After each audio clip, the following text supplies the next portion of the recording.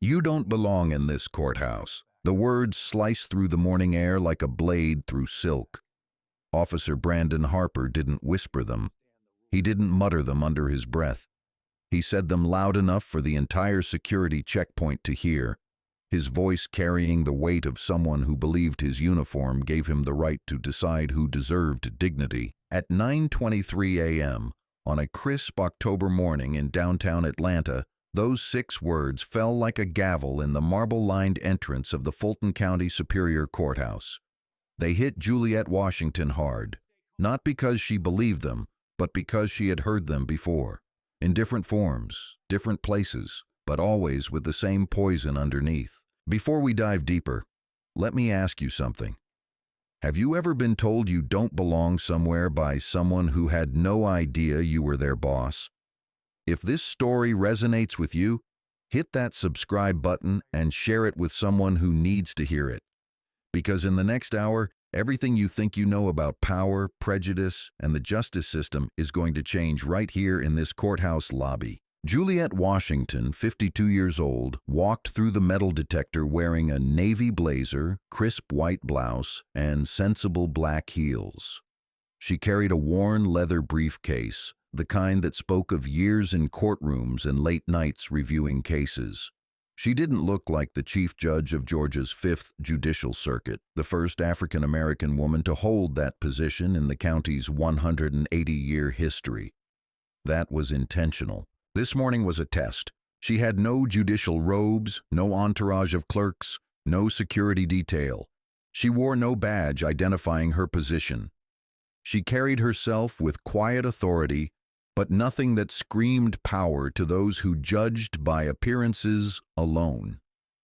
She approached the security station just like any other attorney, paralegal, or court visitor would on a Tuesday morning. But the moment she placed her briefcase on the conveyor belt, the calm shattered. Officer Brandon Harper, 38, stepped forward from his post beside the metal detector. His hand rested on his belt, fingers drumming against his radio. His eyes narrowed as he watched her remove her blazer and place it in the plastic bin. Something about her presence clearly bothered him. Maybe it was her confidence. Maybe it was the way she moved through the space like she owned it. Or maybe it was simply the color of her skin. "Ma'am, I need to see some identification," he said, his tone flat but loaded with suspicion. Juliette didn't flinch. She'd heard that tone before. It was the same tone she'd encountered at 28 when a court clerk questioned her right to sit at the counsel table. The same tone she'd faced at 35 when a bailiff asked if she was lost when she entered the judge's chambers. The same tone that had followed her through 2 decades of legal practice, despite her Harvard law degree, despite her spotless record, despite her unanimous confirmation to the bench. "Of course," she replied calmly, reaching into her purse for her driver's license. Before she could hand it over, Harper waved his hand dismissively. "Not that.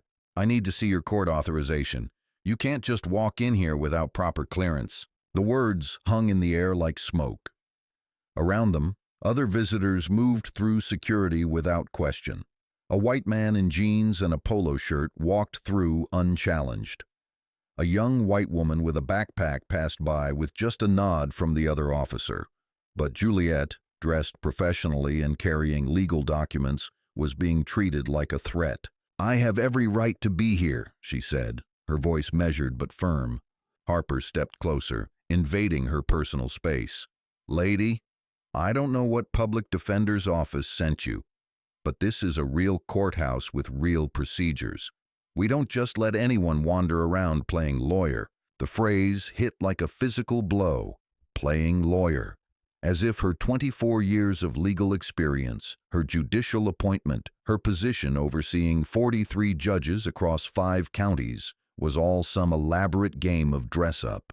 Juliette blinked slowly, letting the insult settle. Then she said, cool and controlled, "Officer Harper, I suggest you check your records before you continue." Harper scoffed. "Don't try to intimidate me with legal talk, sweetheart. I've been doing this job for 15 years. I know who belongs here and who doesn't." From her position in line behind Juliette, Dominique Johnson, a 31-year-old attorney, watched the exchange with growing anger. She recognized the dance, had lived it herself countless times. But she also recognized something else. She recognized Juliet Washington from the legal journals, from the courthouse newsletter, from the ceremony 6 months earlier when she'd been sworn in as chief judge. "Excuse me," Dominique said, stepping forward. "Do you know who you're talking to?" Harper spun around, irritated by the interruption. "Ma'am, step back. This doesn't concern you." "It concerns all of us," Dominique replied, her voice steady but growing stronger. "Because what you're doing right now is going to be the biggest mistake of your career." Harper laughed, a harsh sound that echoed off the marble walls. "Oh, really? And what exactly am I doing wrong? Following security protocols? You're racially profiling someone," Dominique said clearly, "in front of witnesses, in a federal building, while wearing a badge." The words carried through the lobby. Other visitors slowed their pace, sensing something significant was unfolding. A court reporter named Amanda Ross pulled out her phone, not to record, but to be ready if she needed to call for help. A young law student, Kevin Palmer, stopped pretending to read his case notes and focused entirely on the confrontation. Harper's face reddened. "I am not racially profiling anyone. I'm doing my job, which is to keep this courthouse secure from people who don't belong here." "And how exactly did you determine she doesn't belong?" Dominique asked. "Was it her professional attire, her legal briefcase, her respectful demeanor, or was it something else entirely?" The silence that followed was deafening. Harper opened his mouth, then closed it, then opened it again. No words came out that wouldn't have damned him further. Juliet watched the exchange with the same calm she'd maintained through hundreds of tense courtroom moments. She'd learned long ago that sometimes the most powerful thing you could do was let others reveal themselves completely before you revealed yourself at all. "Officer Harper," she said quietly, "I'm going to give you one more opportunity to reconsider your approach." Harper turned back to her, emboldened by what he interpreted as weakness. "Are you threatening me? Because if you're threatening a police officer, that's a crime. I can have you arrested right here, right now." "I'm not threatening you," Juliet replied. "I'm offering you a chance to salvage what's left of your professional reputation." Sergeant Lisa Coleman, 45, Harper's supervisor, approached from the security office. She'd been watching the exchange on the monitors and decided to intervene before it escalated further. But as she got closer, she caught Harper's next words, and her heart sank. "Professional reputation?" Harper snorted. "Lady, you're nobody. You're probably some paralegal or legal assistant who thinks she can walk in here and pretend to be important. This isn't legal aid. This is a real court with real standards." The insult landed like a thunderclap. The lobby went silent. Even the sound of footsteps seemed muted. Amanda Ross actually gasped. Kevin Palmer's mouth fell open. Dominique clenched her fists so tightly her knuckles went white. But Juliet Washington just smiled. Not a happy smile, not an amused smile. A smile that held 24 years of courtroom victories, 6 years of judicial authority, and a lifetime of proving people like Brandon Harper wrong. "Officer Harper," she said, reaching into her briefcase, "I think it's time you met your boss." She pulled out a leather folder and opened it slowly, deliberately. Inside, clearly visible to everyone in the immediate area, was her judicial identification card, her oath of office, and a letter of appointment signed by the governor of Georgia.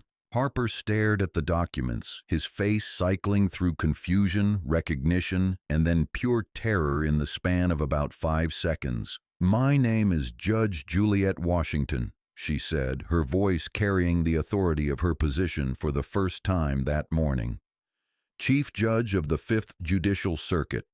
And you, Officer Harper, have just provided me with the most comprehensive example of institutional bias I've witnessed in my 6 years on the bench." The lobby erupted, not in applause, not in cheers, but in the kind of collective gasp that follows a car accident or a building collapse. Something fundamental had just shifted, and everyone present could feel it. Sergeant Coleman reached the group just in time to hear Harper stammer, I didn't, how was I supposed to know?" "That," Judge Washington replied, "is exactly the problem. 6 months earlier, on a warm April morning, Juliet Washington had stood in the same courthouse lobby, surrounded by family, friends, and colleagues, taking the oath that made her the most powerful judge in one of Georgia's largest judicial circuits. The ceremony had been covered by local news, written about in legal journals, and celebrated as a historic moment for diversity in the Georgia judicial system. But history, Juliet had learned, was often just a photograph that people looked at once before returning to their old ways of seeing the world. She had grown up in East Atlanta, the daughter of a postal worker and an elementary school teacher. Her parents, Robert and Dorothy Washington, had instilled in her a belief that education was the great equalizer, that hard work could overcome any obstacle, that the law was supposed to be blind to everything except truth and justice. They had been right about education. Juliet had excelled in school, earned a full scholarship to Spelman College, graduated summa cum laude, and then attended Harvard Law School on a merit scholarship. She had been right about hard work, too. Juliet had clerked for a federal judge, worked at a prestigious Atlanta law firm, and then spent 12 years as a prosecutor before being appointed to the municipal court bench. But the law, she had discovered, was far from blind. At 28, fresh out of law school and working as a junior associate, she had been mistaken for a paralegal, a secretary, a court reporter, and once, memorably, a defendant's girlfriend. Partners at her firm would introduce her to clients as one of our people, as if she were a diversity hire rather than someone who had graduated in the top 10% of her class at one of the most prestigious law schools in the country. At 35, as a seasoned prosecutor with an 87% conviction rate, she still had defense attorneys ask if they could speak to the real prosecutor when she appeared for plea negotiations. Judges would ask her to speak up, to speak more clearly, to repeat herself, even when she was speaking in the same tone and volume as her white colleagues. At 42, when she was appointed to the municipal court bench, the local newspaper had run a story about her appointment that spent more words describing her hairstyle and wardrobe choices than her legal qualifications. But she had persevered because she believed that change happened slowly, one case at a time, one decision at a time, one person at a time. She had believed that respect was earned through competence, that dignity was built through consistency, that eventually people would see her for who she was rather than what they expected her to be. The morning of her confrontation with Officer Harper had started like any other. She had reviewed her calendar, checked her emails, and made the decision to visit the courthouse without her usual trappings of office. She had been planning a series of unannounced visits to various parts of the judicial system, wanting to see how things operated when people didn't know the chief judge was watching. It was a practice she had learned from Judge Harold Stevens, the white man she had replaced when he retired. Judge Stevens had told her during one of their transition meetings that the real measure of a system's fairness wasn't how it treated people when everyone was watching, but how it treated people when no one important was supposed to be paying attention. The real power of your position, he had said, isn't in the high-profile cases or the media attention. It's in the everyday interactions, the small moments when someone's dignity is either protected or destroyed. Those moments add up to create the culture of the entire system. She had taken his advice to heart, but she hadn't expected her first undercover visit to be quite so revealing. The security checkpoint at the courthouse entrance was supposed to be a routine screening process, designed to keep weapons and contraband out of the building while allowing legitimate court business to proceed smoothly. It was staffed by sworn law enforcement officers who were supposed to treat all visitors with equal respect and professionalism. Instead, it had become a gateway where bias determined who belonged and who didn't, where assumptions about race and class trumped actual evidence, where the very people sworn to protect justice were actively undermining it. Officer Brandon Harper represented everything that was wrong with the system. He had been hired 15 years earlier, during a period when the courthouse was expanding its security operations. His personnel file, which Juliet would review later that morning, showed a pattern of complaints that had been dismissed, investigations that had been closed without action, and a performance evaluation system that rewarded him for being thorough without examining what that thoroughness actually looked like in practice. Harper had grown up in Marietta, a predominantly white suburb north of Atlanta. His father had been a police officer, his brother was a detective, and his worldview had been shaped by a law enforcement culture that saw certain communities as inherently suspicious, certain appearances as automatically threatening, certain people as undeserving of the benefit of the doubt. He had never been taught to question his assumptions, never been forced to examine his biases, never been held accountable for the impact of his actions on the people he was supposed to serve. He had learned to see his prejudices as professional instincts, his discrimination as legitimate law enforcement techniques. But that morning, his assumptions had run headlong into reality. The woman he had dismissed as a nobody, the person he had treated as unworthy of basic respect, the individual he had tried to intimidate and humiliate, was the person with the power to end his career with a single phone call. Juliet Washington had spent her entire life preparing for moments like this. Every slight she had endured, every obstacle she had overcome, every door she had broken down, had been building toward this confrontation. She had the credentials, the experience, the authority, and most importantly, the witnesses to make sure that this time there would be consequences. As she stood in that courthouse lobby, holding her judicial identification and watching the color drain from Officer Harper's face, she wasn't just defending herself. She was defending every person of color who had been told they didn't belong, every professional woman who had been dismissed as an assistant, every qualified individual who had been judged by their appearance rather than their accomplishments. This was bigger than one racist cop making assumptions about one black woman. This was about the systems that allowed people like Harper to operate with impunity, the cultures that rewarded bias and punished those who challenged it, the institutions that claimed to serve justice while actively undermining it at every level. The confrontation was about to shift from a personal attack to an institutional reckoning. Officer Harper had picked the wrong woman, at the wrong time, in the wrong place, and Judge Juliet Washington was about to show him exactly what that meant. Sergeant Lisa Coleman reached the security checkpoint just as Judge Washington finished identifying herself. Coleman had been a law enforcement officer for 22 years, had worked courthouse security for the last 8, and had never seen anything quite like what was unfolding in front of her. She had been monitoring the situation from the security office, watching on the surveillance cameras as Harper escalated a routine ID check into a full-blown confrontation. She had seen him step into the personal space of a professionally dressed woman, had heard him raise his voice, had watched him ignore the attempts of other visitors to de-escalate the situation. But she had not intervened. Not when Harper first questioned the woman's right to be there. Not when he demanded special authorization. Not when he suggested she was playing lawyer. She had not intervened because Harper was her subordinate, because challenging him in front of visitors would undermine his authority, because she had learned to choose her battles carefully in a male-dominated profession. She had not intervened because the woman being harassed was black, and in her experience, complaints from black visitors were rarely taken seriously by the courthouse administration.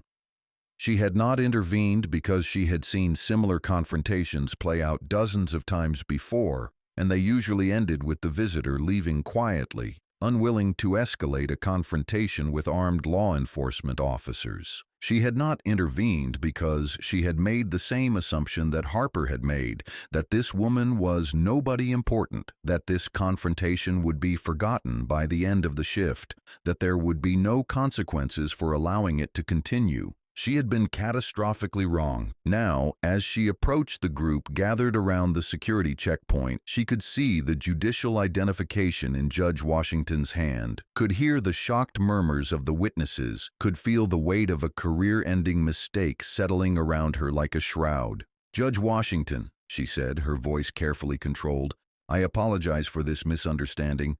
Misunderstanding? Judge Washington's voice carried the ice-cold authority of someone who had spent years controlling courtrooms filled with hostile attorneys and defiant defendants. "Sergeant Coleman, this was not a misunderstanding. This was a systematic failure of basic human decency." Coleman felt her stomach drop.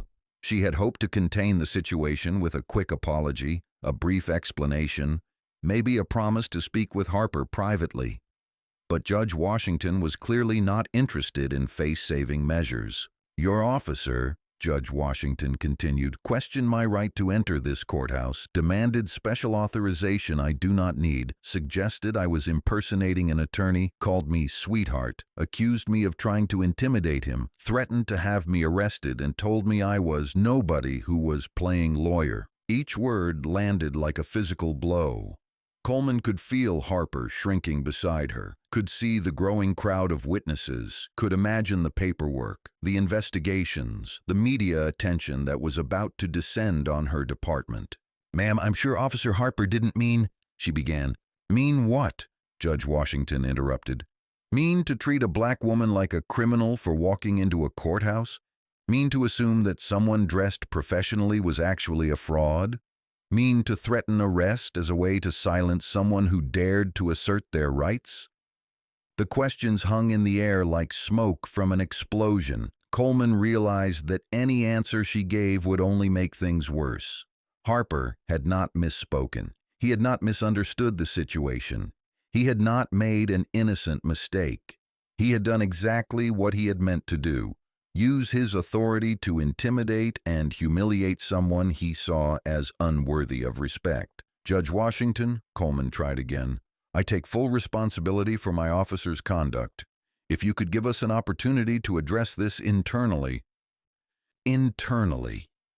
Judge Washington's voice rose for the first time, carrying clearly through the lobby. "Sergeant Coleman, do you honestly believe that if I were a white man in a suit, this conversation would have happened at all?"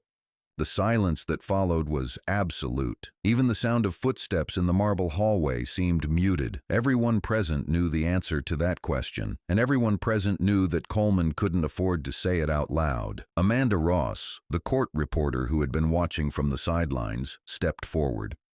"Excuse me, Judge Washington. I witnessed this entire interaction. Would you like me to prepare a transcript?" Judge Washington looked at her with something approaching gratitude. "Ms. Ross, I would very much appreciate that. Please include every word that was spoken and every action that was taken." Dominique Johnson, the attorney who had first tried to intervene, pulled out her phone. "Judge Washington, I recorded the conversation. With your permission, I'd like to turn this over to the appropriate authorities." Harper finally found his voice. "You can't record me without my consent. That's illegal." Judge Washington turned to him slowly, her expression showing a mixture of contempt and professional disappointment. "Officer Harper, you are a public employee, performing your duties in a public building during an interaction with a member of the public. Ms. Johnson has every right to record this encounter, and your ignorance of basic law is just another indication of how unqualified you are for your position." The destruction was methodical and complete. Harper had not only revealed his bias, but he had demonstrated his incompetence, his unprofessionalism, and his complete unsuitability for a job that required him to interact with the public on a daily basis. Kevin Palmer, the law student who had been observing, raised his hand tentatively. "Judge Washington, I'm a third-year law student. I've studied civil rights law extensively. What happened here appears to constitute a clear violation of Section 1983 civil rights violations." Judge Washington nodded approvingly. "Mr. Palmer, you are correct. This incident represents not just poor customer service or professional discourtesy, but actual civil rights violations committed under color of law." The legal terminology transformed the atmosphere completely. This was no longer just an unfortunate misunderstanding or a customer service failure. This was now a federal civil rights case with multiple witnesses, recorded evidence, and a victim who happened to be one of the most powerful judges in the state. Harper looked around desperately, seeking some escape from the situation that was spiraling completely out of his control. But there was nowhere to run, no way to minimize what had happened, no explanation that could justify his actions. Coleman recognized that her department was facing a crisis that could destroy careers, generate lawsuits, and create a public relations nightmare that would follow them for years. But she also recognized that Judge Washington held all the cards, controlled all the evidence, and had the authority to make decisions that would affect everyone involved. "Judge Washington," she said carefully, "what would you like us to do?" It was the first smart thing anyone in law enforcement had said all morning. Rather than making excuses, minimizing the situation, or trying to shift blame, Coleman had acknowledged reality and asked for direction from the person who had been wronged. Judge Washington considered the question carefully. She could have Harper arrested immediately. She could file formal complaints that would end both Harper's and Coleman's careers. She could call a press conference and turn this into a national story about racism in the justice system. She could use this incident as a weapon to destroy everyone who had participated in it. But destruction, she had learned, was easier than construction. Anyone could tear down what others had built. The real challenge was building something better in its place. "What I want," she said finally, "is justice. Not just for me, but for every person who has been treated the way Officer Harper treated me this morning. I want systematic change that ensures this never happens again." The words carried the weight of judicial authority and personal conviction. This was not going to be resolved with apologies and promises. This was going to require fundamental changes to policies, procedures, and personnel. Officer Harper was about to discover that actions have consequences. Sergeant Coleman was about to learn that leadership means accountability. And the entire courthouse system was about to undergo a transformation that would serve as a model for institutions across the country. Judge Juliet Washington had walked into the courthouse that morning as a woman trying to do her job. She was about to walk out as an agent of change who would reshape everything about how justice was administered in her jurisdiction. "I want to speak to your supervisor."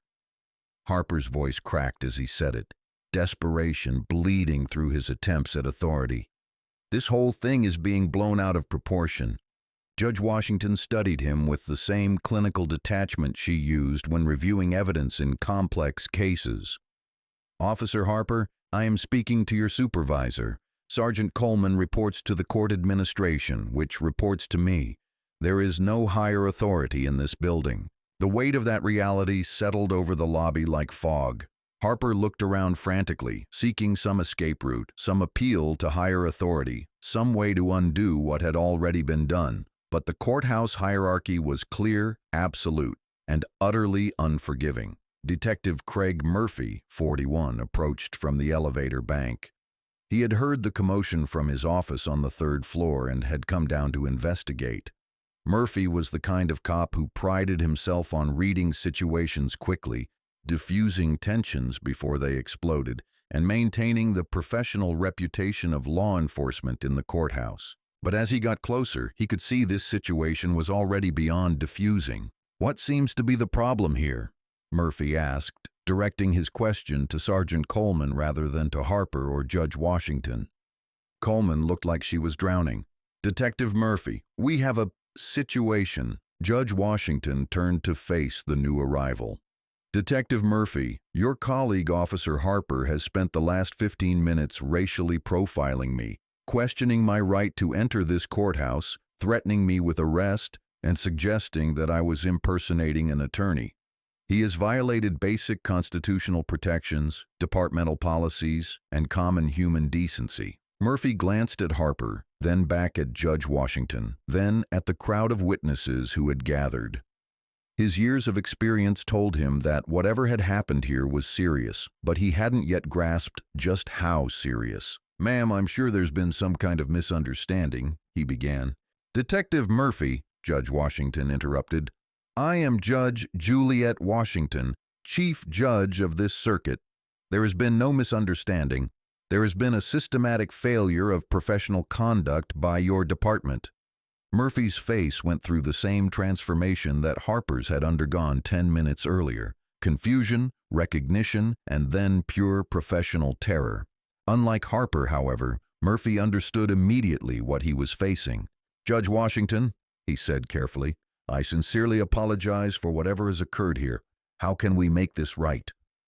It was exactly the right tone, exactly the right approach, but it was also about 15 minutes too late.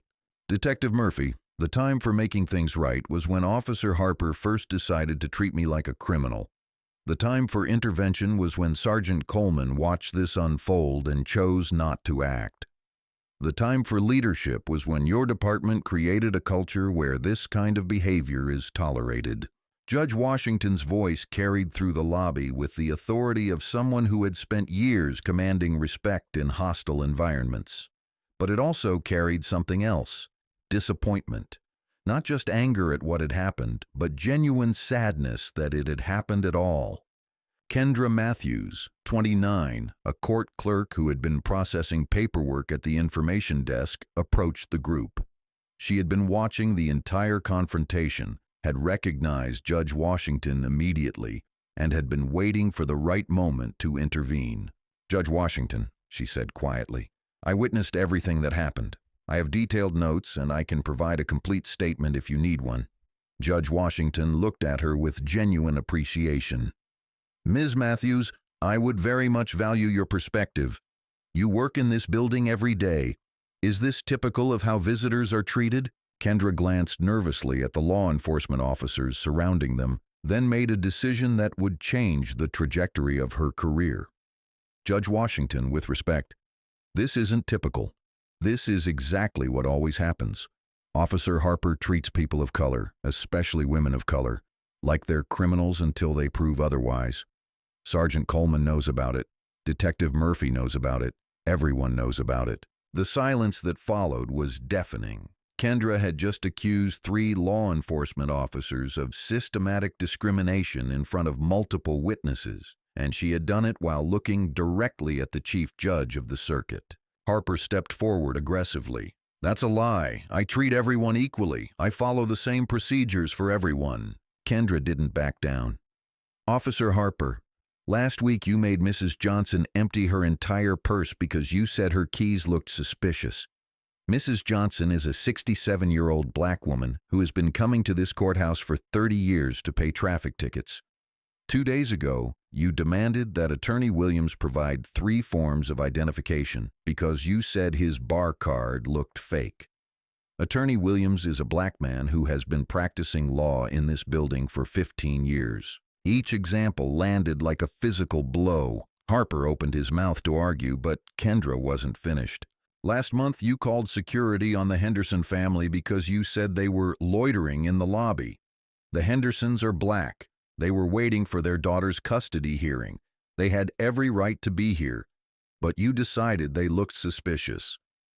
Detective Murphy felt his stomach sink. If even half of what Kendra was saying could be documented, his department was facing a civil rights nightmare that would destroy careers and cost the county millions in settlements. Judge Washington listened to each accusation with the same clinical attention she gave to testimony in major felony cases. "Ms. Matthews, are you prepared to document these incidents formally?" "Yes, ma'am. I've been keeping informal records because I was afraid something like this would happen. I have dates, times, names, and witnesses for most of them." Sergeant Coleman finally found her voice. "Judge Washington, I had no idea these incidents were occurring. If I had known—" "Sergeant Coleman," Judge Washington interrupted, "you have been the supervisor of courthouse security for how long?" 8 years, ma'am." "And in 8 years, you never noticed that Officer Harper was treating people of color differently than white visitors? You never received any complaints? You never observed any problematic behavior?" Coleman's silence was answer enough.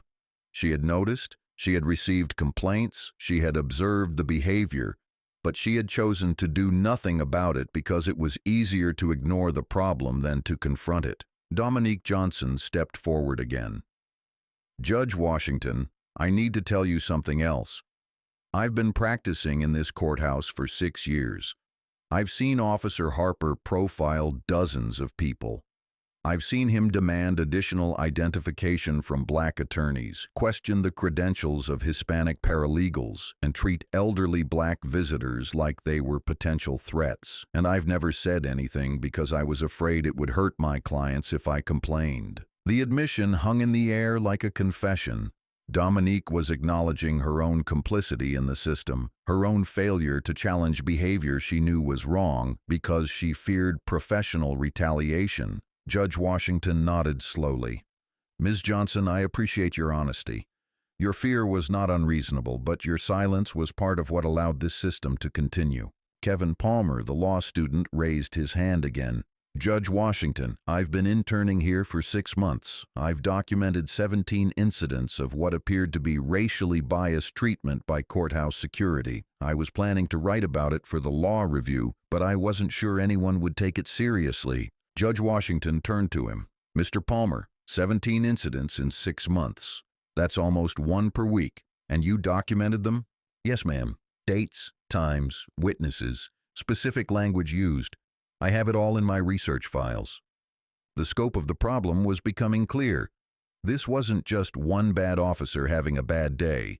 This was a systematic pattern of discrimination that had been operating openly, consistently, and without consequences for years. Amanda Ross, the court reporter, spoke up again. Judge Washington, I should mention that I've been working in this courthouse for 12 years. I can provide testimony about multiple incidents involving Officer Harper and other security personnel. This is not isolated behavior. Judge Washington looked around the lobby, taking in the crowd that had gathered, the staff members who were stepping forward with evidence, the law enforcement officers who were realizing their careers might be over. Then she pulled out her phone. I'm calling an emergency meeting of the Judicial Council, she announced. This situation requires immediate action at the highest level. Harper made one last desperate attempt to save himself. Judge Washington, I'm sorry if you were offended. I was just doing my job. Maybe I could have been more polite, but I was following procedures. Officer Harper, Judge Washington cut him off, you told me I didn't belong in this courthouse. You suggested I was impersonating an attorney. You called me nobody and said I was playing lawyer. You threatened to have me arrested for asserting my constitutional rights. That wasn't procedure. That was prejudice. Murphy stepped forward, recognizing that damage control was no longer possible. Judge Washington, on behalf of the Sheriff's Department, I want to formally apologize for Officer Harper's conduct. We take these allegations very seriously, and we will conduct a thorough investigation. Judge Washington studied him carefully. Detective Murphy, are you prepared to conduct that investigation transparently, with outside oversight, and with the understanding that the results will be made public? Murphy hesitated. Transparent investigations were not standard procedure. Outside oversight meant giving up control. Public results meant political consequences. Ma'am, we would need to follow departmental protocols, he began. Detective Murphy, your departmental protocols have allowed this behavior to continue for years. Your protocols have failed to protect the constitutional rights of the people who use this courthouse. Your protocols are part of the problem. The phone call to the Judicial Council lasted exactly 90 seconds. Judge Washington spoke in the calm, authoritative tone she used for emergency motions and urgent matters. She explained the situation briefly, requested an emergency session, and specified that she needed immediate authority to implement systemic changes. When she hung up, she looked around the lobby one more time. The crowd had grown larger. Court staff, attorneys, visitors, and law enforcement officers were all watching, waiting to see what would happen next. The Judicial Council has granted me emergency authority to implement immediate reforms, she announced.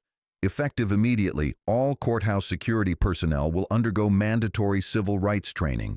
All security procedures will be reviewed for discriminatory impact, and there will be an independent investigation into every complaint filed against courthouse security in the past 5 years. Harper sagged against the security desk like a deflated balloon.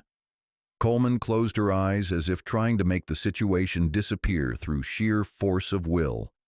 Murphy began mentally preparing for the phone calls he would have to make to his superiors. But Judge Washington wasn't finished. Furthermore, she continued, I am establishing a courthouse equity review board with rotating membership from the community, the bar association, and court staff.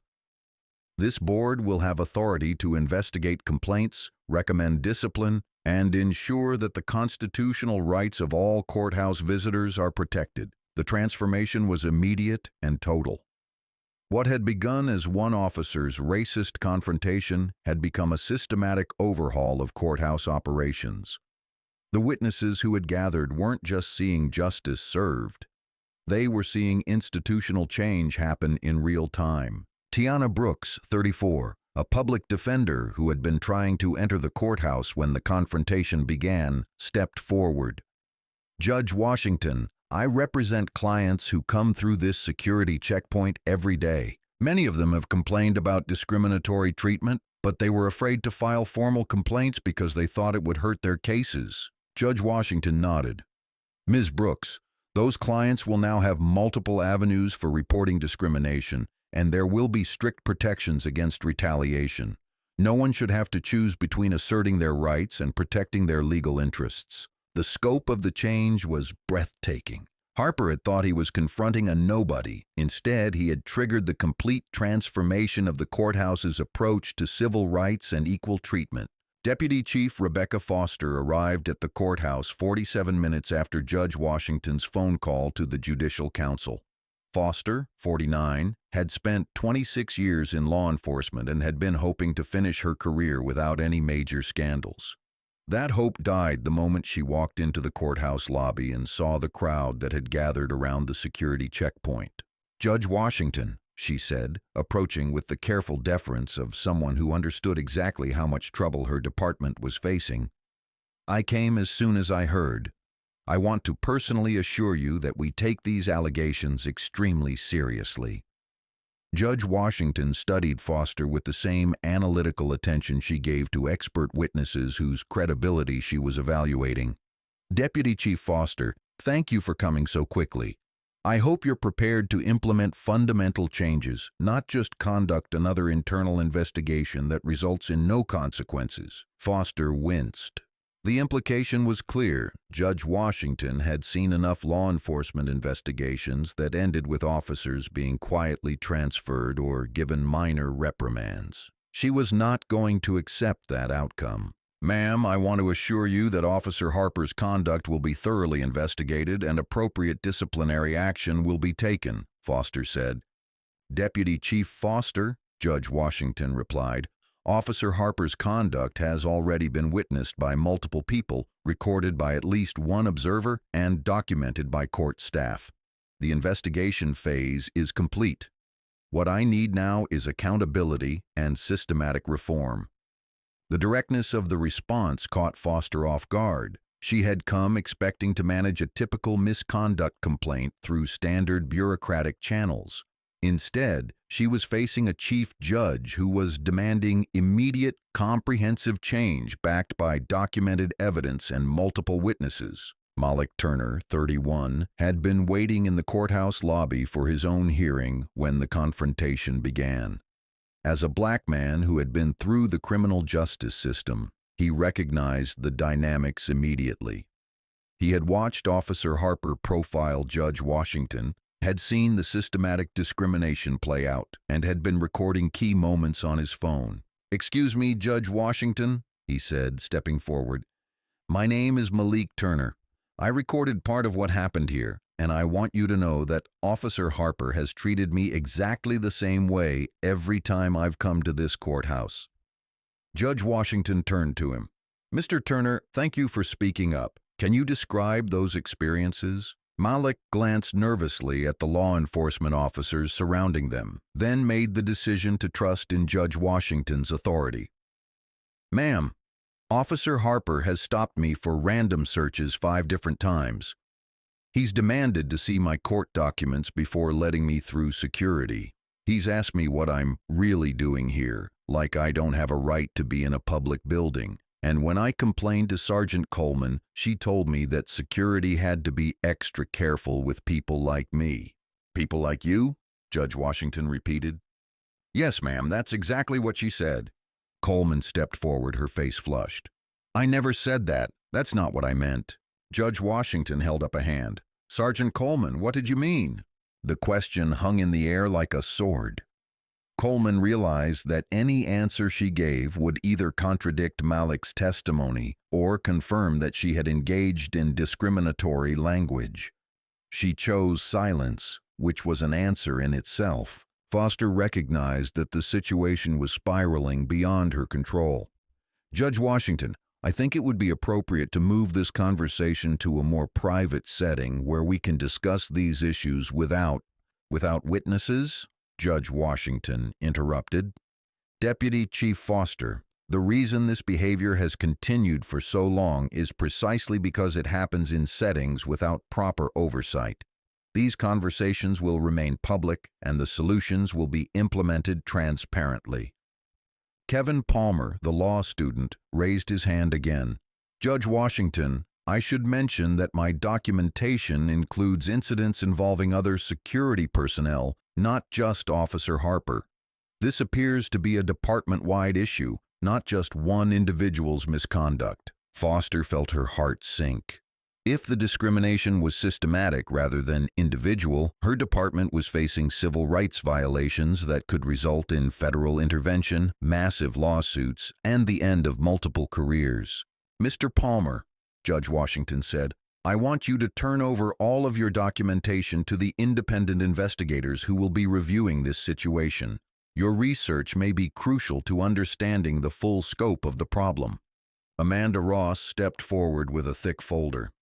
Judge Washington, I've been keeping informal records as well. Court reporters see everything and we tend to notice patterns. I have documentation going back 3 years. The evidence was mounting like water behind a dam.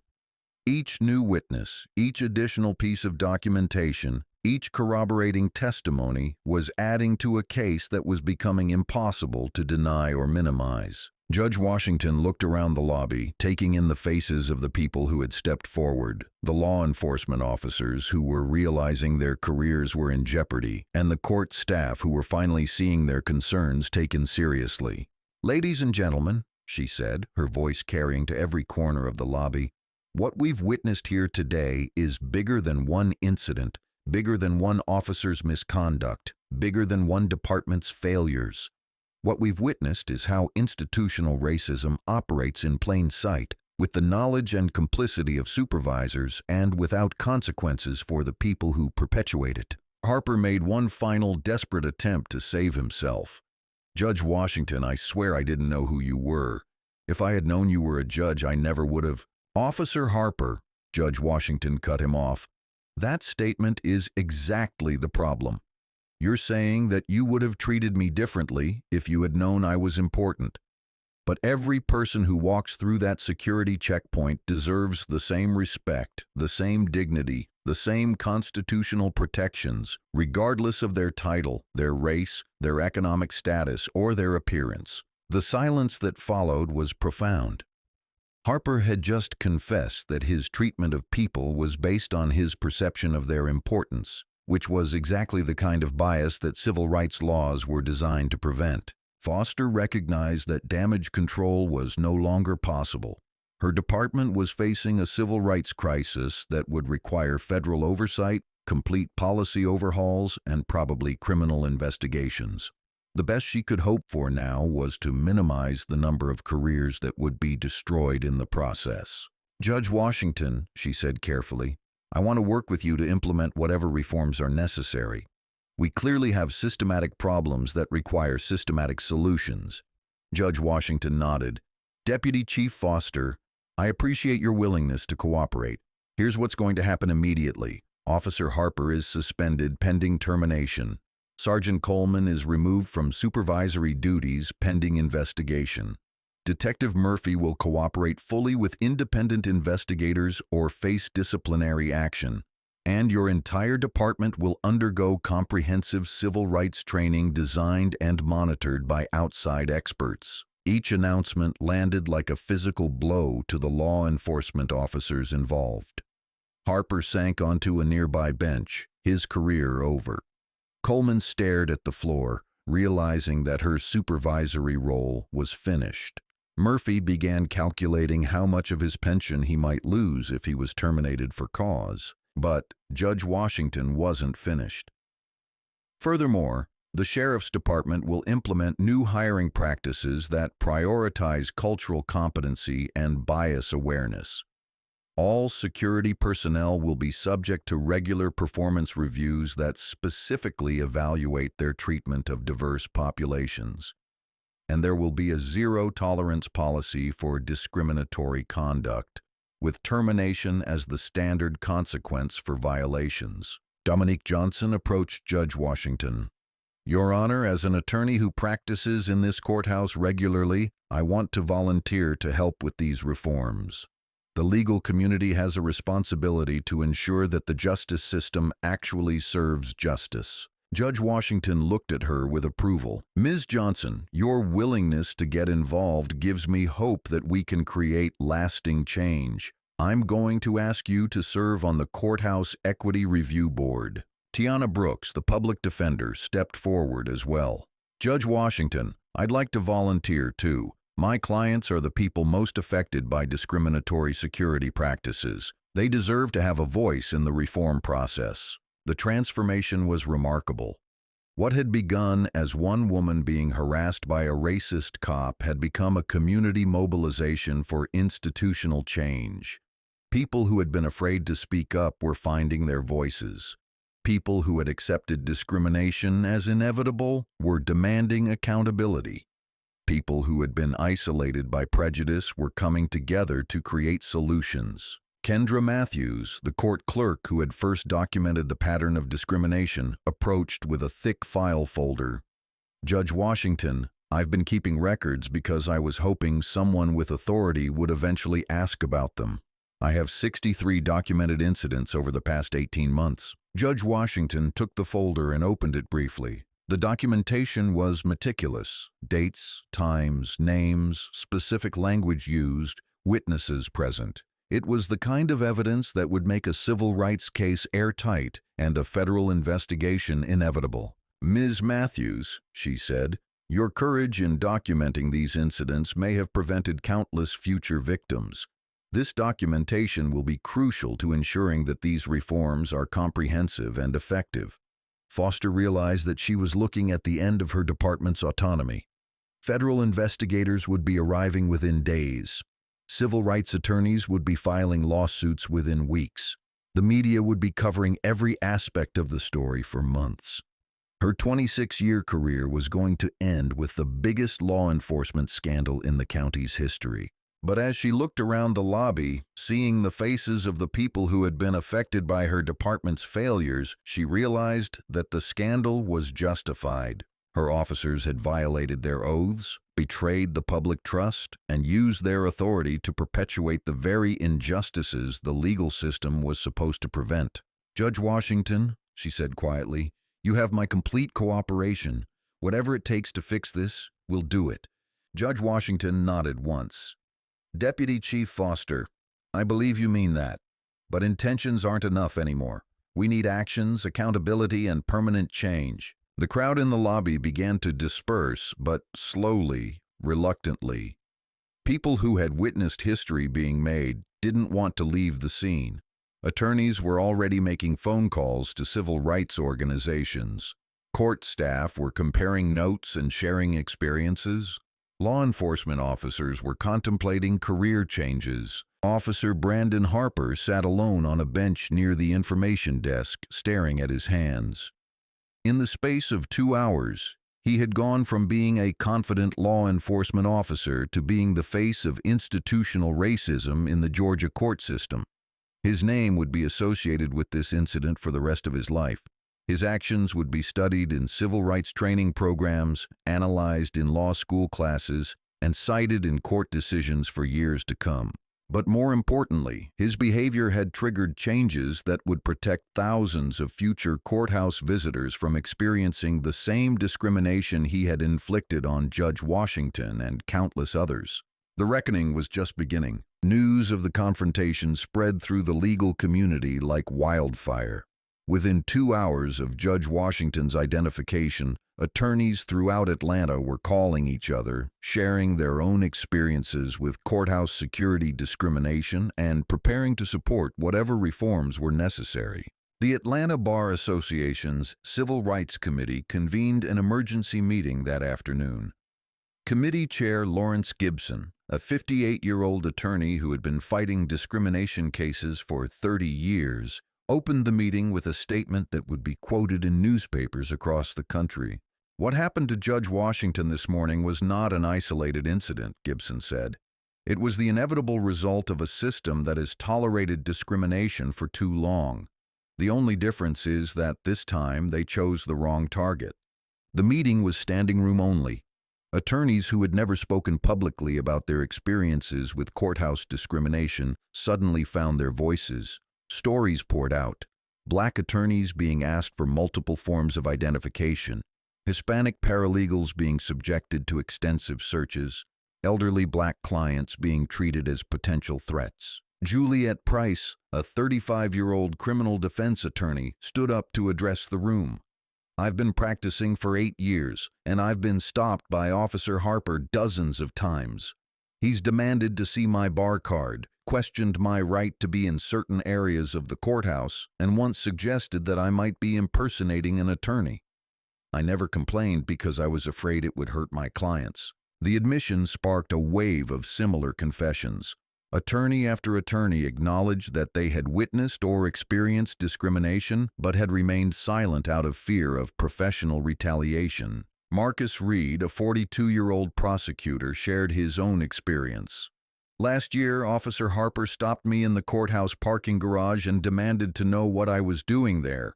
When I showed him my county ID, he said it looked fake and called for backup. I had to wait 30 minutes while they verified my identity. I was wearing a suit, carrying legal files, and walking toward the prosecutor's entrance, but I was also black, so I was automatically suspicious." The stories revealed a pattern of discrimination so comprehensive and systematic that it was impossible to dismiss as individual bias or isolated incidents. Harper and his colleagues had created a two-tiered system of justice where access to the courthouse depended on race, appearance, and perceived social status. Outside the legal community, word of the confrontation was spreading through social media, community organizations, and local news outlets. The NAACP announced that it would be monitoring the situation closely and would provide legal support for any additional victims who came forward. Reverend Michael Davis, pastor of Mount Olive Baptist Church and a longtime civil rights activist, issued a statement calling for a complete overhaul of courthouse security practices. "Judge Washington's experience is the experience of countless members of our community who have been treated as criminals simply for seeking justice," he said. "The only difference is that she had the authority to do something about it." The Atlanta chapter of the National Lawyers Guild organized a rally for the following day, demanding transparency in the investigation and comprehensive reforms to prevent future discrimination. The rally was expected to draw hundreds of attorneys, community activists, and concerned citizens.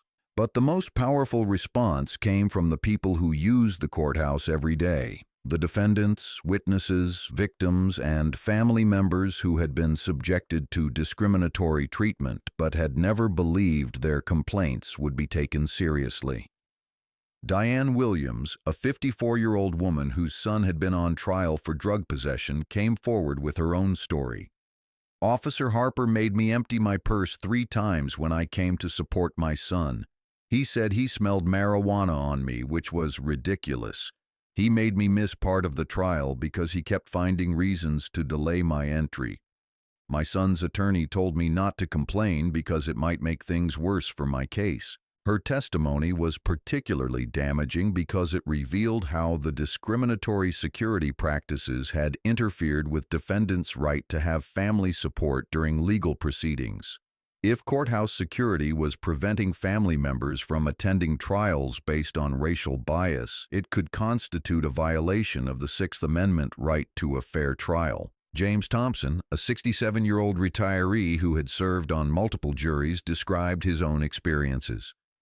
"I've been called for jury duty 6 times in the past 10 years. Every single time Officer Harper has questioned my jury summons, demanded additional identification, and suggested that I might be trying to avoid jury service. He's never done that to the white jurors I've seen come through security. The implications were staggering. If Harper had been discriminating against potential black jurors, it could affect the validity of every trial that had taken place while he was working courthouse security. Defense attorneys were already preparing motions, arguing that their clients' rights to trial by a jury of their peers had been violated by systematic exclusion of black community members. Judge Washington spent the afternoon in emergency meetings with court administrators, reviewing the mounting evidence and planning immediate reforms.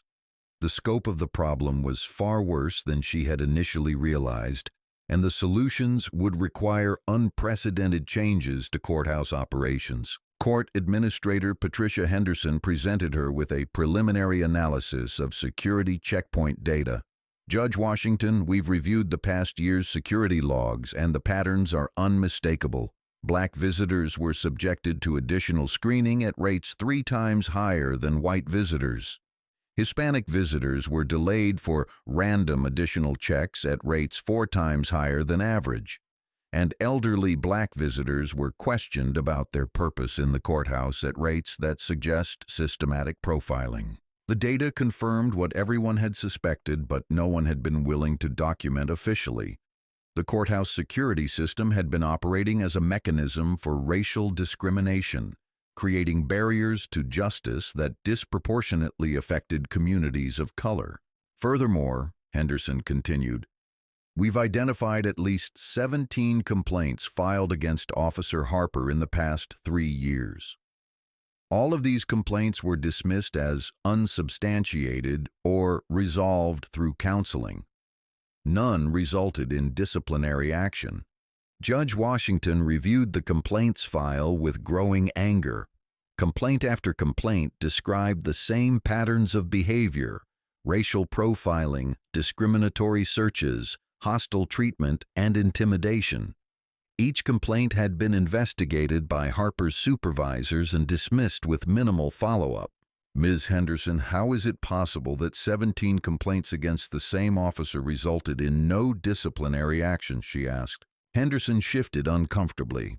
Ma'am, the standard practice has been to handle security complaints internally. The assumption has been that most complaints result from misunderstandings or frustration with security procedures rather than actual misconduct.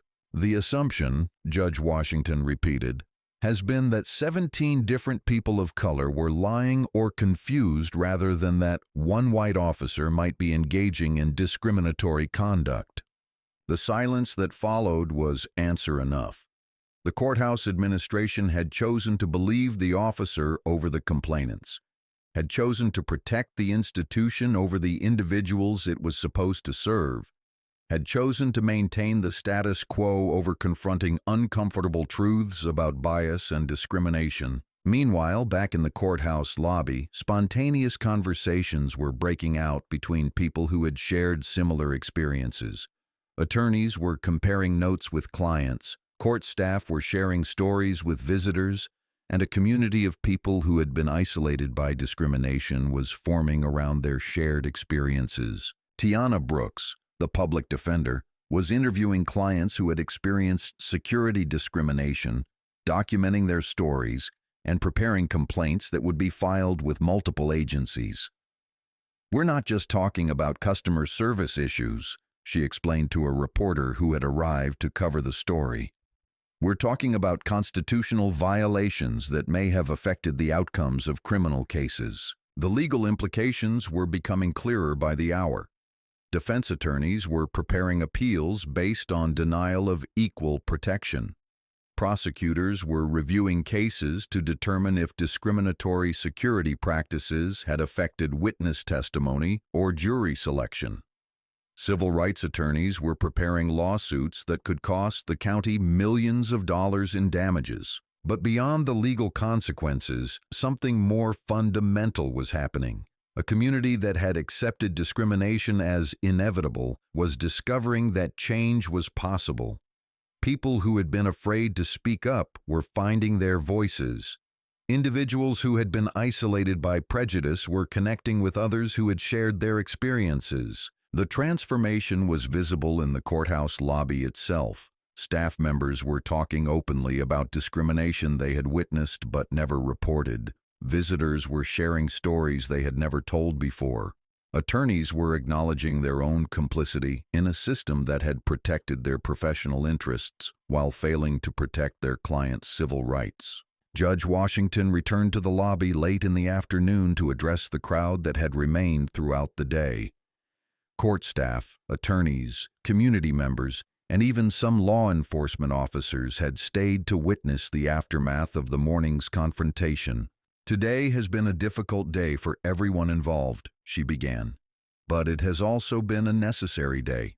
Sometimes change requires crisis. Sometimes justice requires confrontation. Sometimes the only way to fix a broken system is to expose it completely and rebuild it from the ground up." The crowd listened in silence as she continued. "What happened to me this morning was wrong, but it was not unique. It was part of a pattern of discrimination that has affected hundreds of people who use this courthouse. The only difference is that I had the authority to do something about it." She paused, looking around at the faces of the people who had come forward with their own stories. "But the real heroes of today are not judges or attorneys or administrators. The real heroes are the people who had the courage to speak truth to power, even when they were afraid of the consequences. The court clerks who documented incidents they witnessed, the law students who researched patterns of discrimination, the community members who shared their experiences even though they feared retaliation." The applause started slowly, then built to a sustained ovation, but Judge Washington raised her hand for silence. "Applause is not enough," she said. "Recognition is not enough. Promises are not enough. What we need now is action, accountability, and permanent change. And we need all of you to stay involved, stay vigilant, and hold us accountable for the commitments we make today." The crowd began to disperse, but slowly, reluctantly. People who had been strangers that morning were exchanging contact information, making plans to stay connected, organizing follow-up meetings. A community had been born from crisis, and that community was not going to let this moment pass without creating lasting change. As the sun set over downtown Atlanta, Judge Juliet Washington stood in the courthouse lobby where her day had begun so dramatically. The security checkpoint that had been the scene of her humiliation was now the symbol of a movement for justice that would extend far beyond the walls of the Fulton County Courthouse. Officer Brandon Harper was gone, suspended and facing termination. Sergeant Lisa Coleman was under investigation and stripped of supervisory authority. Detective Craig Murphy was cooperating with investigators while contemplating early retirement. Deputy Chief Rebecca Foster was preparing for federal oversight and comprehensive departmental reforms. But the real victory was not in the punishment of the individuals who had perpetuated discrimination. The real victory was in the community that had emerged to demand change, the systems that were being reformed to prevent future bias, and the precedent that was being set for how institutions should respond when their failures are exposed. The confrontation between a racist cop and a chief judge had become something much larger, a reckoning with institutional bias, a demand for equal justice, and a demonstration that change was possible when people had the courage to speak truth to power. By 5 p.m. that same day, news of the courthouse confrontation had reached the U.S. Department of Justice Civil Rights Division in Washington, D.C. The combination of documented systematic discrimination, multiple witnesses, recorded evidence, and the involvement of a chief judge had triggered automatic federal interest in what would normally be considered a local law enforcement matter. Assistant Attorney General Rachel Martinez personally reviewed the preliminary reports and made an immediate decision that would transform the scope of the investigation. Within 6 hours of Judge Washington's identification, federal civil rights investigators were boarding planes to Atlanta. This case represents exactly the kind of institutional bias that federal civil rights laws were designed to address. Martinez told her staff during an emergency briefing. We have systematic discrimination, supervisory complicity, and a pattern of constitutional violations that has continued for years without local accountability. This is a textbook Section 1983 case with potential criminal implications. The federal response was swift and comprehensive. FBI civil rights investigators, Department of Justice attorneys, and federal marshals were dispatched to begin an immediate investigation. The scope of their authority would extend far beyond the single incident involving Judge Washington. Special Agent Linda Carson, a 15-year veteran of FBI civil rights investigations, arrived in Atlanta at 8:30 p.m. and immediately began reviewing the evidence that had been collected throughout the day. Her preliminary assessment was damning. "We're looking at a conspiracy to violate civil rights under color of law," she told the federal prosecutors who had accompanied her. "The evidence suggests that multiple law enforcement officers knowingly engaged in discriminatory practices, that supervisors were aware of and tolerated this conduct, and that the discriminatory practices were so systematic and pervasive that they constitute a pattern or practice violation." The federal investigation would have authority to review not just Officer Harper's conduct, but the practices of the entire sheriff's department, the training procedures used for courthouse security, the complaint investigation process, and the administrative systems that had allowed the discrimination to continue without consequences. More importantly, the federal investigators had the authority to seek criminal charges against individual officers who had violated civil rights laws, and to pursue consent decrees that would place the entire department under federal oversight for years to come. Judge Washington was contacted by federal investigators at 9:15 p.m. and asked to provide a formal statement. She agreed to cooperate fully, but also made clear that she expected the federal investigation to extend beyond the single incident she had experienced. "Special Agent Carson," she said during their initial conversation, "what happened to me this morning was wrong, but it was not unique. I want this investigation to examine the systematic practices that have affected hundreds of people who use this courthouse. Individual accountability is important, but institutional reform is essential." Carson assured her that the federal investigation would be comprehensive.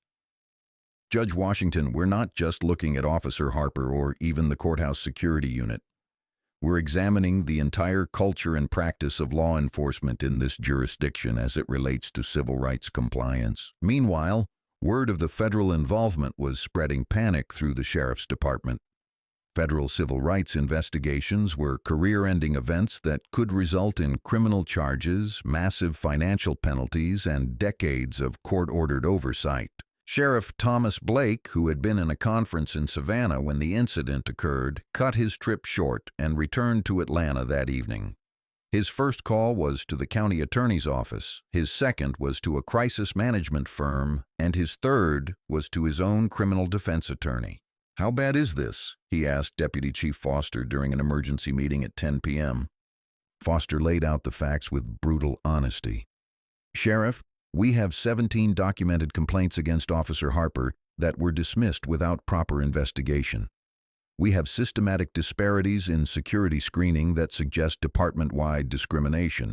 We have multiple witnesses, recorded evidence, and a chief judge who is demanding comprehensive reforms. And now we have federal investigators who will have access to everything." Blake realized that his department was facing an existential crisis.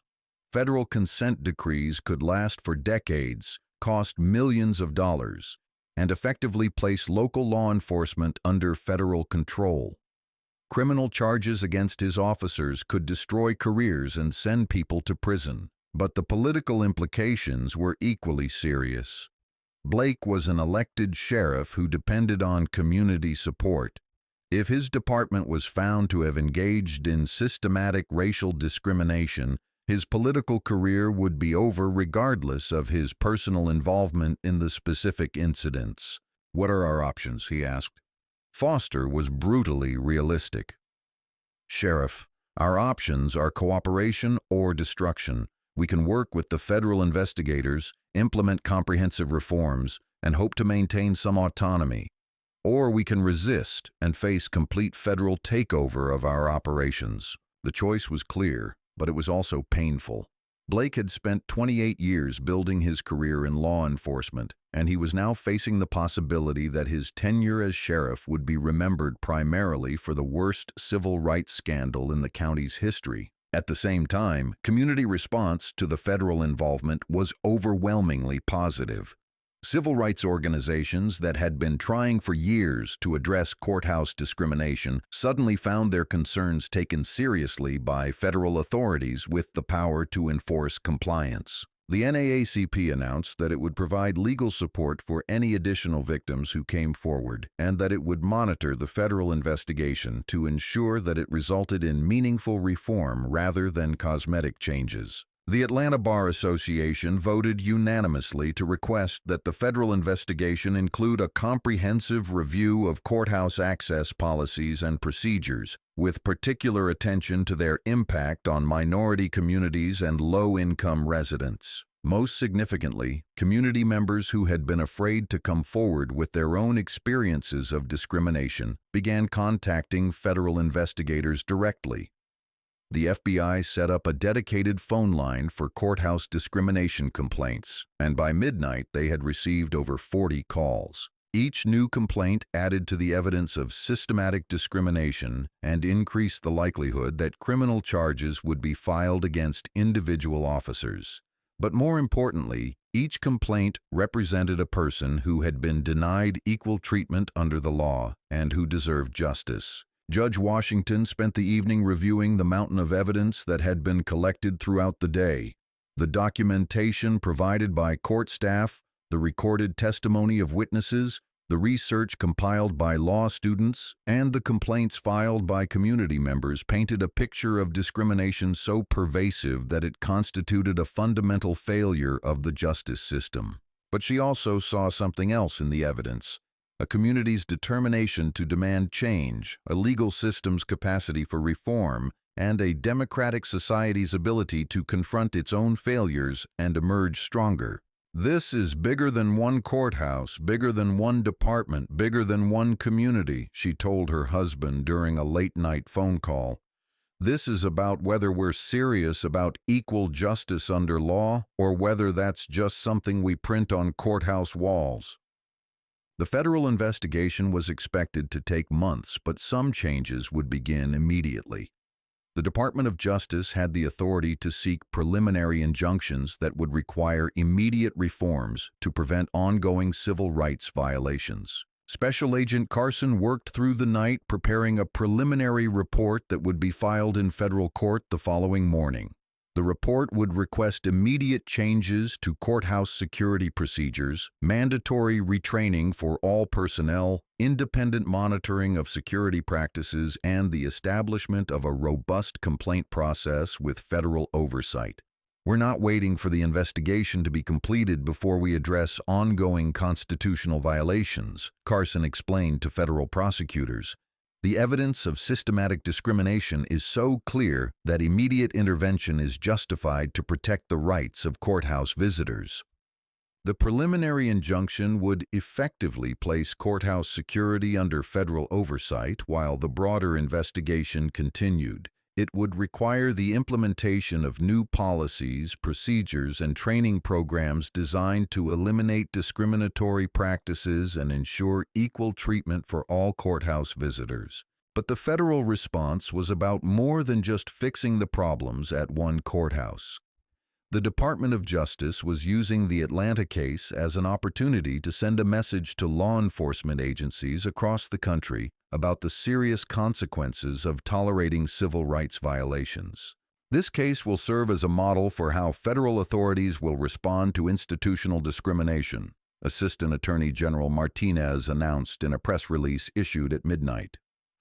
"Law enforcement agencies that tolerate bias, ignore complaints, or fail to protect constitutional rights will face comprehensive federal intervention." The message was clear. The days of handling civil rights violations as internal disciplinary matters were over. Federal authorities were prepared to use all available tools to ensure compliance with civil rights laws, including criminal prosecutions, financial penalties, and long-term court supervision. As Atlanta slept, federal investigators continued their work, reviewing documents, interviewing witnesses, and building cases that would reshape law enforcement practices not just in Georgia, but across the United States. Officer Brandon Harper, suspended and facing termination, would wake up the next morning to discover that he was also facing potential federal criminal charges that could send him to prison for up to 10 years. His moment of racist arrogance had triggered a chain of events that would destroy his career and possibly his freedom. But Harper was just the beginning. Every supervisor who had ignored complaints, every administrator who had tolerated discrimination, every official who had chosen institutional protection over constitutional rights was now facing federal scrutiny that could end their careers and result in criminal charges. The confrontation that had begun with one racist cop taunting someone he thought was a public defender's assistant had become a comprehensive federal investigation into systematic civil rights violations. And it was just the beginning. The story broke nationally at 6 a.m. the next morning when CNN aired a segment titled "Chief Judge Confronts Racist Cop in Georgia Courthouse." Within hours, the incident was trending on social media platforms, being discussed on cable news networks, and generating editorial responses from newspapers across the country. The video recorded by Dominique Johnson had been turned over to federal investigators, but portions that didn't compromise the investigation were released to media outlets. The footage of Officer Harper telling Judge Washington that she didn't belong in the courthouse, demanding special authorization, and threatening arrest was viewed millions of times in the first day alone. Legal analyst Jeffrey Cooper appeared on Morning America to discuss the broader implications of the case. What we're seeing in Atlanta represents a microcosm of institutional bias that exists throughout the American justice system, he said. When a chief judge can be treated this way, it raises serious questions about how ordinary citizens are being treated every day. The media coverage was intense and largely sympathetic to Judge Washington, but it also revealed deep divisions in public opinion about race, law enforcement, and institutional bias.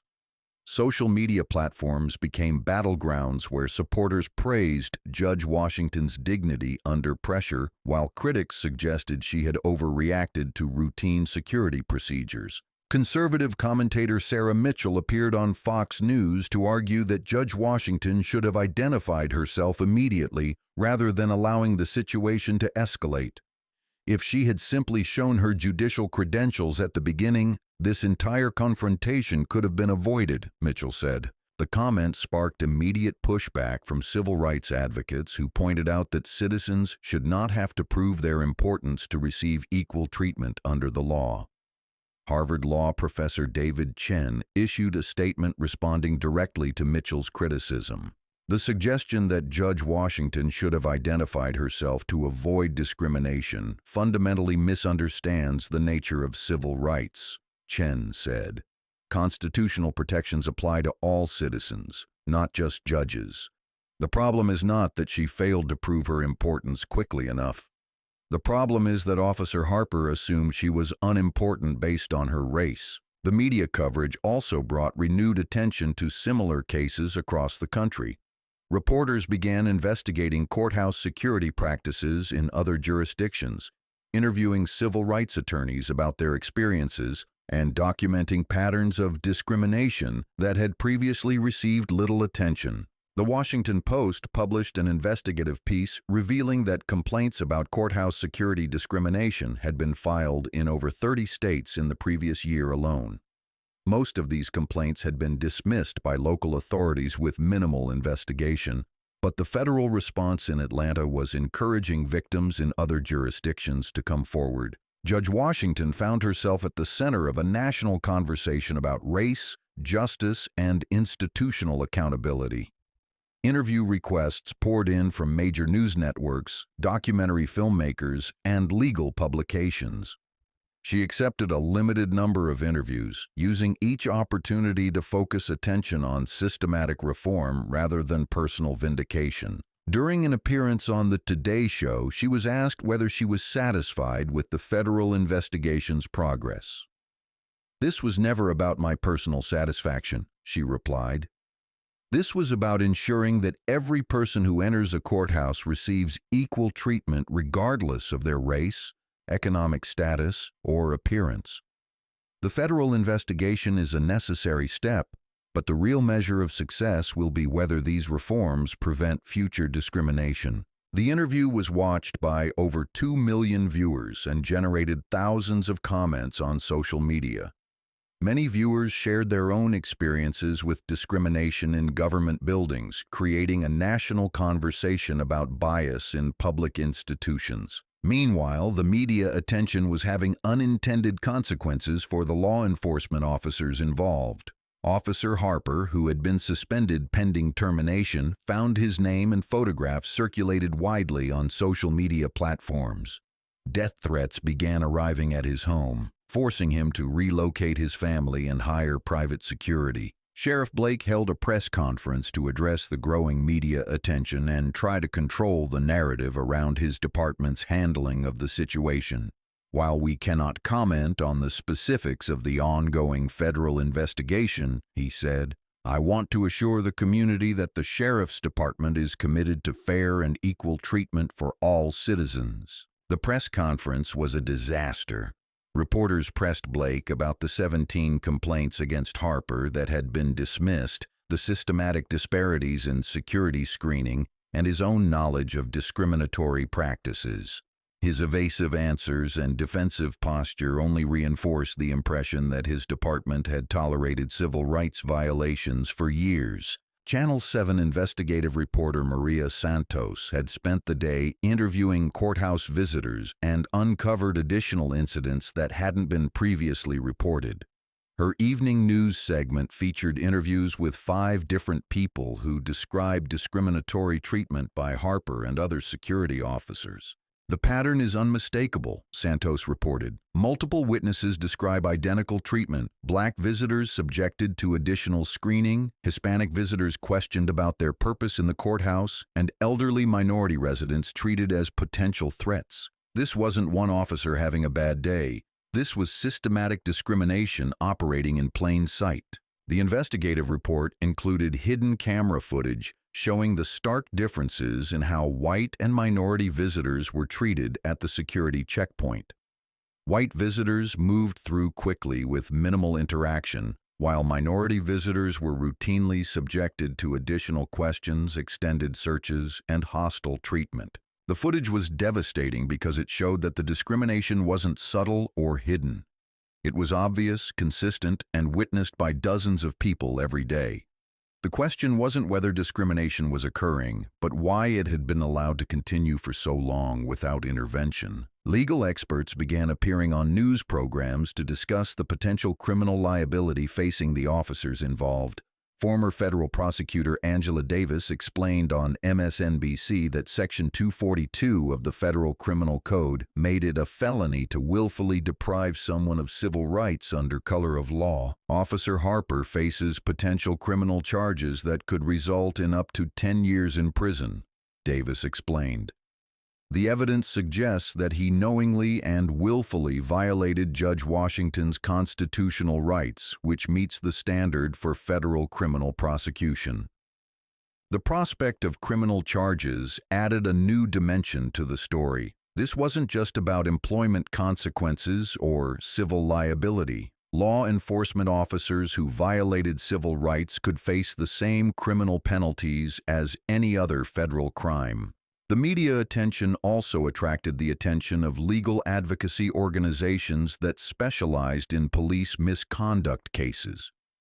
The American Civil Liberties Union announced that it would be monitoring the federal investigation and was prepared to file additional lawsuits if necessary.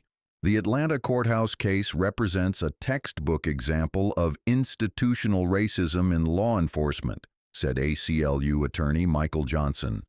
We will be watching closely to ensure that the federal investigation results in meaningful accountability and comprehensive reform. The Southern Poverty Law Center issued a report placing the Atlanta case in the context of nationwide patterns of discrimination in government buildings. The report documented similar incidents in courthouses across the South and called for federal legislation that would require mandatory civil rights training for all courthouse security personnel. "What happened in Atlanta is happening in courthouses across the country," said SPLC President Lisa Rodriguez. "This case provides an opportunity to address systematic problems that have been ignored for too long." The media coverage was also having an impact on the federal investigation itself. Additional witnesses were coming forward after seeing news reports, providing investigators with more evidence of systematic discrimination. The FBI had received over 100 calls on their dedicated complaint line, with many callers describing incidents that matched the patterns documented in Harper's case. Special Agent Carson told reporters that the volume of complaints was unprecedented. "We've received more civil rights complaints related to this courthouse in the past 3 days than we typically receive for an entire metropolitan area in a full year," she said. The scope of the problem appears to be much larger than initially suspected, but the media attention was also creating pressure for quick results. Politicians, community leaders, and editorial writers were demanding immediate action, comprehensive reforms, and visible accountability measures.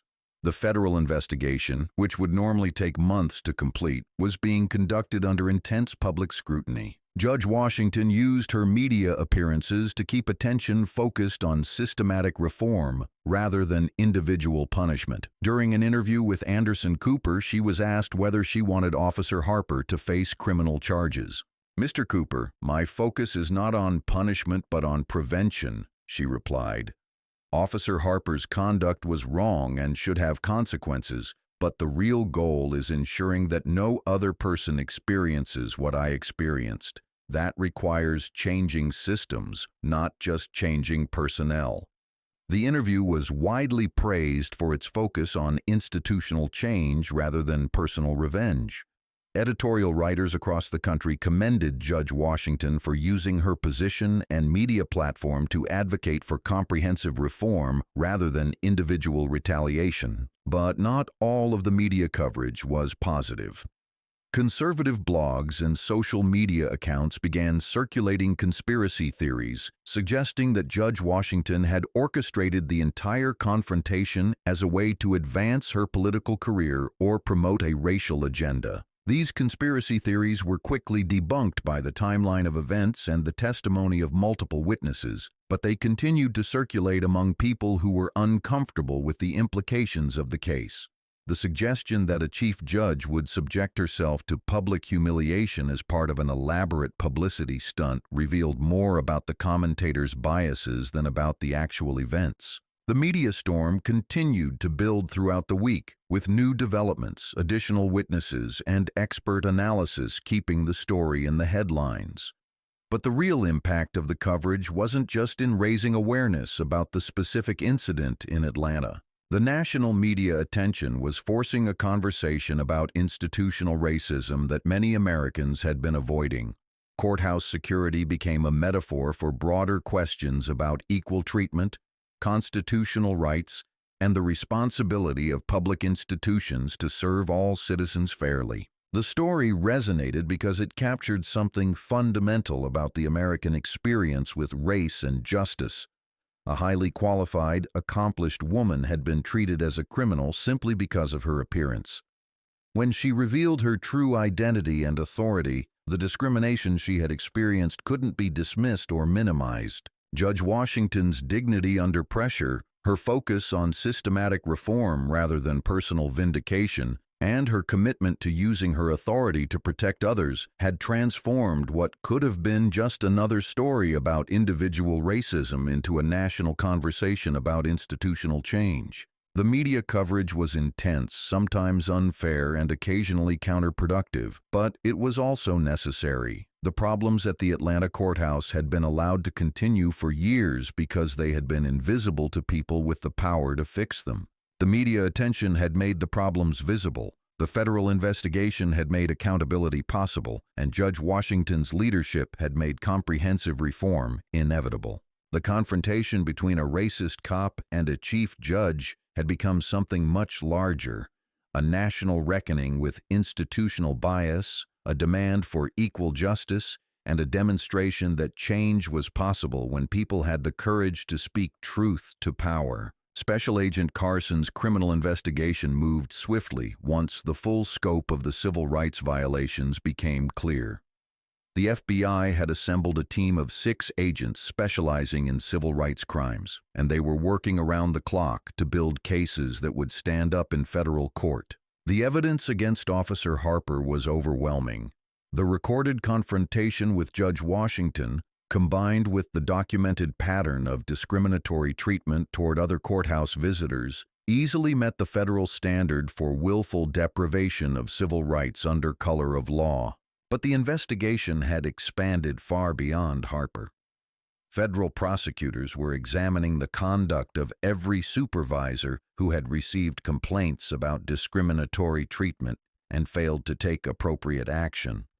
Under federal law, supervisory officials who knowingly allow civil rights violations to continue can face the same criminal penalties as the officers who commit the actual violations. Sergeant Coleman was facing potential charges for her role in dismissing legitimate complaints and allowing the discriminatory practices to continue. Her statement to Malik Turner that security had to be extra careful with people like him had been recorded and would likely be used as evidence of her own discriminatory attitudes. Detective Murphy was cooperating with investigators in exchange for leniency, providing detailed information about departmental practices, complaint procedures, and supervisory knowledge of ongoing discrimination.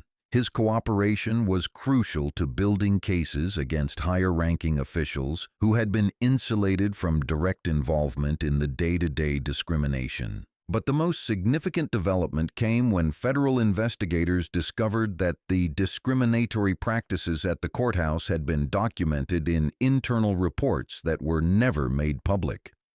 The Sheriff's Department had conducted its own analysis of security checkpoint data and had identified significant racial disparities, but had chosen to suppress the findings rather than address the underlying problems. The suppressed report, completed 6 months before Judge Washington's confrontation with Harper, showed that black courthouse visitors were subjected to additional screening at rates more than 4 times higher than white visitors.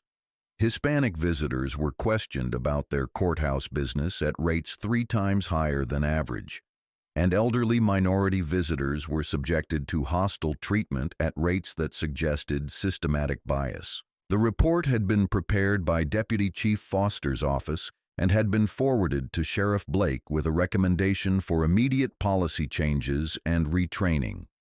Instead of implementing the recommended reforms, Blake had ordered the report classified and had instructed his staff not to discuss the findings with anyone outside the department.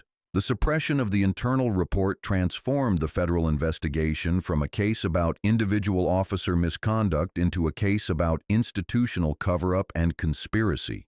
Federal prosecutors began preparing charges against Sheriff Blake for obstruction of justice and conspiracy to violate civil rights. "This is no longer about one racist cop," explained federal prosecutor Jennifer Martinez during a briefing with FBI agents. "This is about a systematic effort to conceal civil rights violations, suppress evidence of discrimination, and obstruct legitimate investigations into unconstitutional conduct. The criminal charges would be unprecedented in their scope. Never before had federal prosecutors pursued criminal cases against an entire chain of command for civil rights violations in a courthouse setting. The case would establish legal precedents that would affect law enforcement agencies across the country." Harper, who had initially hoped that his suspension would be the extent of his consequences, learned that he was facing federal charges that could result in up to 10 years in prison. His attorney, David Richardson, advised him to cooperate with investigators in exchange for a plea agreement, but Harper was reluctant to admit criminal wrongdoing. "My client acknowledges that his interactions with Judge Washington were inappropriate," Richardson told federal prosecutors during plea negotiations, "but he maintains that his conduct was based on security concerns rather than racial bias, and he disputes the characterization of his actions as criminal." Federal prosecutors rejected the plea proposal immediately. The recorded evidence of Harper telling Judge Washington that she didn't belong in the courthouse, combined with the documented pattern of discriminatory treatment toward other minority visitors, made it impossible to argue that his conduct was based on legitimate security concerns rather than racial bias. Officer Harper's own words condemn him, Martinez told Richardson. He told a chief judge that she didn't belong in a courthouse, suggested she was impersonating an attorney, and threatened to arrest her for asserting her constitutional rights. There's no security justification for that conduct. The federal investigation had also uncovered evidence that Harper had been encouraged in his discriminatory practices by his supervisors. Internal emails showed that Coleman had praised Harper for being thorough in his security screening, despite receiving multiple complaints about his treatment of minority visitors. One email, sent by Coleman to Harper after a complaint had been filed by a black attorney, read, "Don't let them intimidate you with their fancy legal language. You know who belongs here and who doesn't. Keep up the good work." The email would be devastating evidence in Coleman's criminal trial. It showed that she not only knew about Harper's discriminatory practices, but actively encouraged them. Federal prosecutors considered it proof of a conspiracy to violate civil rights that extended throughout the supervisory chain. Sheriff Blake's situation was even more precarious. The suppressed internal report showed that he had been specifically informed about systematic racial disparities in courthouse security and had chosen to cover up the findings rather than address the underlying problems. His decision to classify the report and prohibit discussion of its findings would be presented as evidence of obstruction of justice and conspiracy to violate civil rights. Federal prosecutors argued that Blake had used his official authority to conceal evidence of ongoing constitutional violations. Sheriff Blake didn't just fail to address civil rights violations, Martinez explained to the grand jury that was considering criminal charges. He actively worked to conceal evidence of those violations and prevent accountability for the officers involved. The grand jury proceedings were conducted in secret, but news of the criminal investigation had leaked to the media and was generating intense public interest. Legal experts were describing the case as the most significant civil rights prosecution involving law enforcement in Georgia since the 1960s. Former federal prosecutor Michael Davis appeared on CNN to discuss the potential impact of the criminal charges. These prosecutions will send a message to law enforcement agencies across the country that civil rights violations will not be tolerated and that supervisors who allow discrimination to continue will face the same consequences as the officers who commit the actual violations. But the criminal investigation was also having unintended consequences. Law enforcement officers throughout Georgia were expressing concern that legitimate security practices could be mischaracterized as racial discrimination, creating a chilling effect on courthouse security operations. The Georgia Sheriff's Association issued a statement supporting fair and equal treatment for all courthouse visitors, while expressing concern that the federal investigation could interfere with legitimate security practices. "Our members are committed to protecting constitutional rights while maintaining courthouse security," the statement read. "We hope that the federal investigation will distinguish between illegal discrimination and lawful security procedures." Judge Washington addressed these concerns during a meeting with law enforcement leaders from across the state. "No one is questioning the need for courthouse security," she said. "What we're questioning is security practices that treat people differently based on their race rather than their behavior." She presented data showing that effective security could be maintained without discriminatory practices. Courthouses that had implemented bias-free security protocols had experienced no increase in security incidents, while dramatically reducing complaints about discriminatory treatment. "The choice is not between security and civil rights," Judge Washington explained. "The choice is between effective security that protects everyone's rights and discriminatory practices that undermine public trust in the justice system." The criminal investigation continued to expand as more victims came forward and additional evidence was uncovered. Federal agents were now examining courthouse security practices dating back more than 5 years, looking for patterns of discrimination that had been systematically concealed by departmental leadership. The scope of the potential charges was staggering. In addition to the civil rights violations, federal prosecutors were considering charges for conspiracy, obstruction of justice, perjury, and civil rights conspiracy.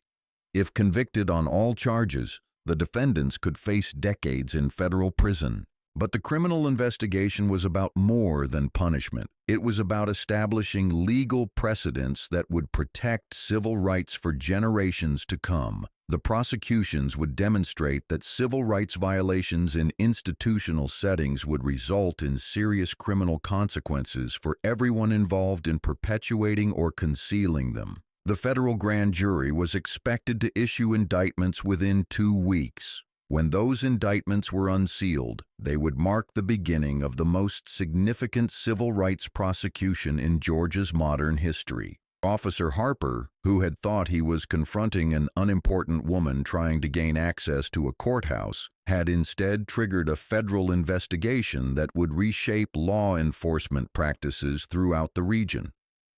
His moment of racist arrogance had set in motion a chain of events that would destroy his career, end his freedom, and serve as a warning to law enforcement officers across the country. The criminal investigation was just one part of the federal response to the courthouse discrimination. Civil lawsuits, administrative reforms, and consent decrees would provide additional accountability and ensure that the systematic changes were implemented effectively. But the criminal charges sent the clearest message. Civil rights violations would not be treated as employment issues or administrative problems. They would be prosecuted as serious federal crimes with serious federal consequences. The confrontation between a racist cop and a chief judge had become a federal criminal case that would protect the constitutional rights of countless future courthouse visitors. The federal courthouse in Atlanta was packed on the morning of October 15th as the criminal trial of Officer Brandon Harper began. The case had attracted national attention, with civil rights advocates, legal experts, and media representatives filling every available seat in the courtroom. Judge Harrison Wells, a respected federal jurist with 23 years on the bench, presided over the proceedings with the careful attention that high-profile civil rights cases demanded. He had made it clear during pretrial hearings that he would not tolerate any disruptions and that the trial would focus on the evidence rather than political rhetoric. Federal prosecutor Jennifer Martinez opened the government's case with a statement that was both methodical and powerful. Ladies and gentlemen of the jury, this case is about the abuse of power under color of law. The defendant, Brandon Harper, used his authority as a law enforcement officer to systematically violate the constitutional rights of courthouse visitors based on their race. Martinez outlined the government's case with precision. They would prove that Harper had engaged in a pattern of discriminatory conduct that violated federal civil rights laws. They would demonstrate that his supervisors knew about this conduct and allowed it to continue. And they would show that the discrimination was so systematic and pervasive that it constituted a conspiracy to violate civil rights. The evidence will show that Officer Harper told Judge Juliette Washington, the chief judge of this circuit, that she didn't belong in the courthouse where she worked. He questioned her credentials, demanded special authorization she didn't need, and threatened to arrest her for asserting her constitutional rights. But Judge Washington was not Harper's only victim. The evidence will show a pattern of discrimination that affected dozens of courthouse visitors over a period of years. Defense attorney David Richardson faced an almost impossible task. The recorded confrontation with Judge Washington was devastating evidence that couldn't be explained away. His only hope was to argue that Harper's conduct, while inappropriate, didn't rise to the level of criminal civil rights violations. Ladies and gentlemen, Richardson said in his opening statement, no one is defending Officer Harper's conduct on the morning in question. His interactions with Judge Washington were unprofessional and inappropriate, But inappropriate conduct is not the same as criminal conduct. The government must prove beyond a reasonable doubt that Officer Harper willfully violated Judge Washington's civil rights, not just that he was rude or unprofessional. The defense strategy was to argue that Harper had been following what he believed were legitimate security procedures, even if he had applied them inappropriately. Richardson would contend that Harper's conduct was based on poor training and inadequate supervision rather than racial animus. But the defense strategy collapsed on the first day of testimony when the government called Malik Turner as its opening witness. Turner, the man who had been subjected to repeated harassment by Harper, testified about multiple incidents of discriminatory treatment that went far beyond poor training or inadequate supervision. Officer Harper stopped me for random searches every time I came to the courthouse, Turner testified. He would ask me what I was really doing there, like I didn't have a right to be in a public building. He would demand to see my court documents and question whether they were legitimate. And when I complained to his supervisor, she told me that security had to be extra careful with people like me. Turner's testimony was corroborated by courthouse security footage that showed Harper treating him differently than white visitors. The footage showed Turner being subjected to extended searches while white visitors passed through security with minimal screening. The visual evidence was devastating.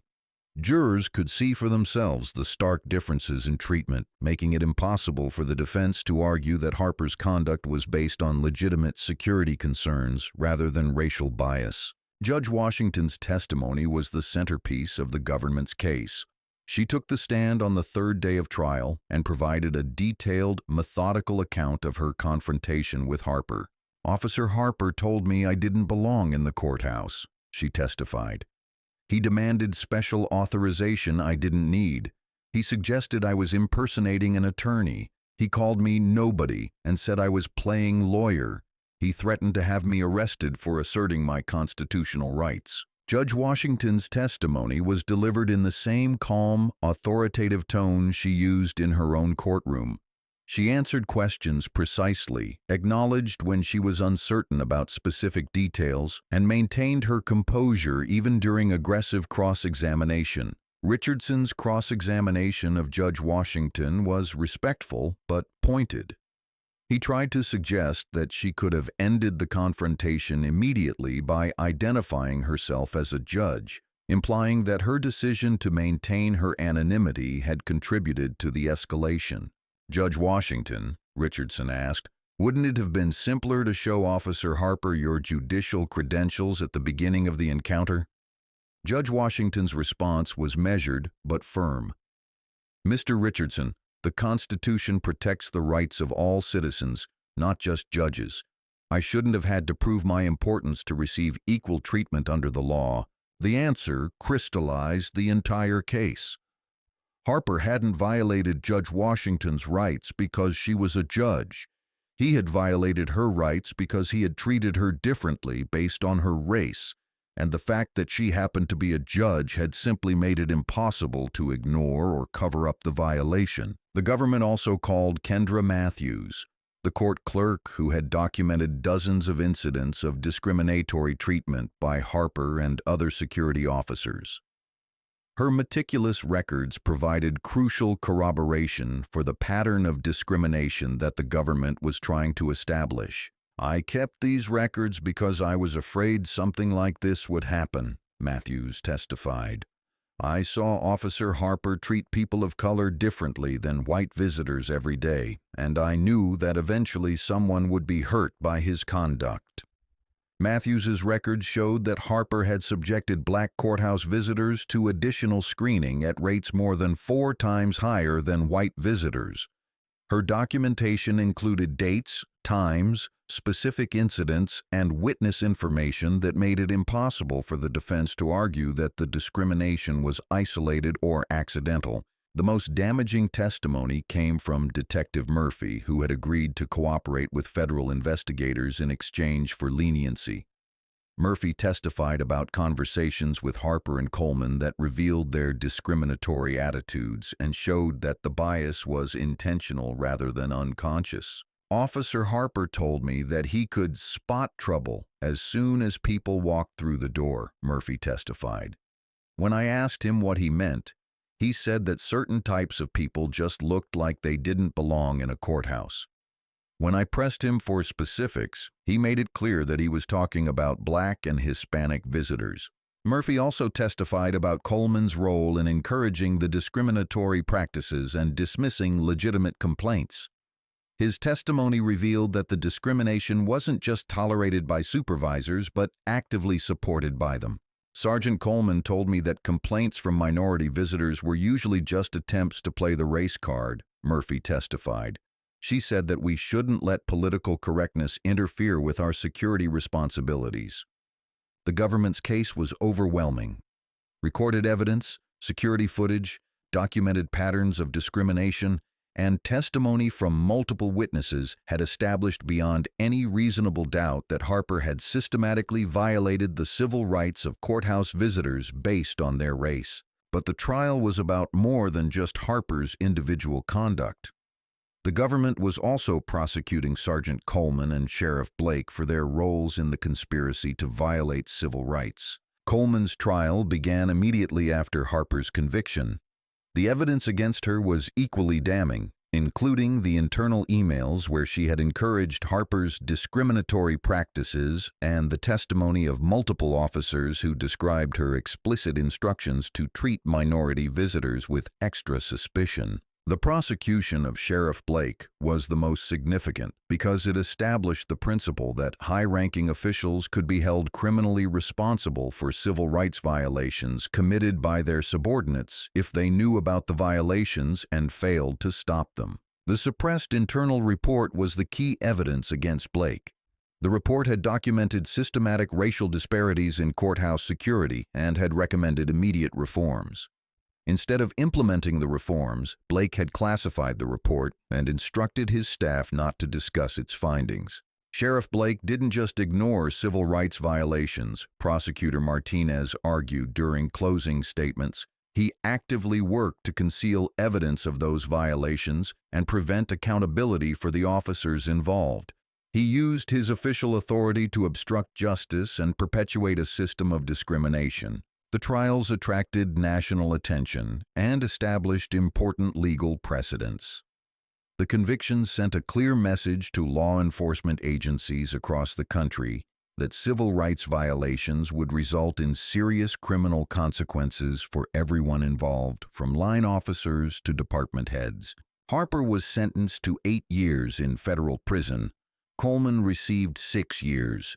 Blake was sentenced to 12 years, reflecting his leadership role in the conspiracy and his efforts to obstruct the investigation. The sentences were among the longest ever imposed for civil rights violations in a courthouse setting. They demonstrated that federal prosecutors were serious about protecting constitutional rights and would use the full force of federal law to ensure accountability for institutional discrimination. But the criminal convictions were just one part of the justice system's response to the courthouse discrimination. The civil lawsuits, administrative reforms, and consent decrees that followed would provide additional accountability and ensure that the systematic changes were implemented effectively. The trials had established that civil rights violations in institutional settings would be prosecuted as serious federal crimes. The convictions had sent a message to law enforcement agencies across the country that discrimination would not be tolerated, and that officials who allowed it to continue would face the same consequences as the officers who committed the actual violations. The confrontation between a racist cop and a chief judge had become a series of federal criminal trials that would protect the constitutional rights of courthouse visitors for generations to come. 2 years after the confrontation that changed everything, the Fulton County Superior Courthouse had been transformed into a model for civil rights compliance and equal treatment. The changes implemented as a result of Judge Washington's experience had created a new standard for courthouse operations that was being studied and replicated across the United States. The Courthouse Equity Review Board, established in the immediate aftermath of the incident, had become a permanent fixture with rotating membership from the community, the legal profession, and court staff. The board met monthly to review complaints, evaluate security procedures, and ensure that constitutional rights were being protected. Board Chair Dominique Johnson, the attorney who had first tried to intervene during Judge Washington's confrontation with Harper, reflected on the transformation during the board's second anniversary meeting. What we've accomplished here goes beyond fixing the problems we identified 2 years ago. We've created a system that actively prevents discrimination and ensures that every person who enters this courthouse is treated with dignity and respect. The statistical evidence supported her assessment. Complaints about discriminatory treatment had dropped by 94% since the reforms were implemented. Security checkpoint delays had been reduced by 60% through the elimination of unnecessary additional screenings. And public trust in courthouse operations had improved dramatically as measured by regular community surveys. The physical changes to the courthouse were immediately visible to anyone who entered the building. New signage in multiple languages welcomed visitors and clearly explained security procedures. Information desks were staffed by bilingual personnel trained in cultural sensitivity. And the security checkpoint itself had been redesigned to ensure that all visitors received identical treatment regardless of their appearance. But the most significant changes were cultural rather than physical. The new security staff had undergone comprehensive civil rights training designed by experts from the Department of Justice. Every officer was required to complete annual refresher training and to demonstrate ongoing competency in bias-free security practices. The training program had been so successful that it was being used as a model for courthouse security operations in 12 other states. The Department of Justice had incorporated elements of the Atlanta program into its national guidelines for courthouse security, ensuring that the lessons learned from Judge Washington's experience would benefit courthouse visitors across the country. Kevin Palmer, the law student who had documented discriminatory practices during his internship, had graduated from law school and accepted a position with the Civil Rights Division of the Department of Justice. His research had been crucial to the federal investigation, and his continued work was helping to identify and address similar problems in other jurisdictions. The Atlanta case taught us that discrimination in government buildings is often hidden in plain sight, Palmer said during a conference on civil rights enforcement. It takes systematic documentation and committed advocates to expose patterns of bias that have been normalized over years of operation. The law enforcement response to the reforms had been mixed, but generally positive. While some officers had initially resented the additional training and oversight requirements, most had come to appreciate working in an environment where their professional conduct was supported by clear policies and consistent supervision. Deputy Chief Rebecca Foster, who had survived the federal investigation and implemented the required reforms, acknowledged that the changes had improved both security effectiveness and community relations. "We're actually better at our jobs now," she said during a training session for security personnel from other courthouses. "When you're not wasting time on discriminatory practices, you can focus on legitimate security concerns." The federal consent decree that had placed the Sheriff's Department under court supervision was still in effect, but federal monitors had reported significant progress in compliance with civil rights requirements. The department was expected to regain full autonomy within the next year, provided that the improvements continued. Judge Washington's role in the transformation had evolved from victim of discrimination to national advocate for courthouse reform. She had testified before Congress about the need for federal legislation requiring civil rights training for all courthouse security personnel. She had spoken at conferences across the country about the importance of institutional accountability, and she had continued to conduct unannounced visits to courts in her jurisdiction to ensure that the reforms were being implemented effectively. "The incident 2 years ago was painful and humiliating," she said during a speech to the National Association of Women Judges. "But it also created an opportunity to address problems that had been affecting courthouse visitors for years. The real victory is not in the punishment of individuals who discriminated, but in the systems we've built to prevent future discrimination. The civil lawsuits filed on behalf of other victims of courthouse discrimination had resulted in a $4.2 million settlement that funded community programs, civil rights training, and ongoing monitoring of courthouse operations. The settlement had also included provisions for individual compensation for people who had been subjected to discriminatory treatment. Malik Turner, who had been one of the key witnesses in the federal criminal trials, used his portion of the settlement to establish a nonprofit organization that provided legal advocacy for people experiencing discrimination in government buildings. "Judge Washington's courage gave all of us a voice," he said during the organization's founding ceremony. "Now we have to use that voice to help others who are facing the same challenges we faced." The media attention generated by the case had also led to investigations of courthouse security practices in other jurisdictions. Similar problems had been identified in courthouses in 15 states, leading to additional federal investigations, criminal prosecutions, and reform efforts. The case had established important legal precedents that extended far beyond courthouse security. The criminal convictions of Harper, Coleman, and Blake had demonstrated that civil rights violations in institutional settings would be prosecuted as serious federal crimes.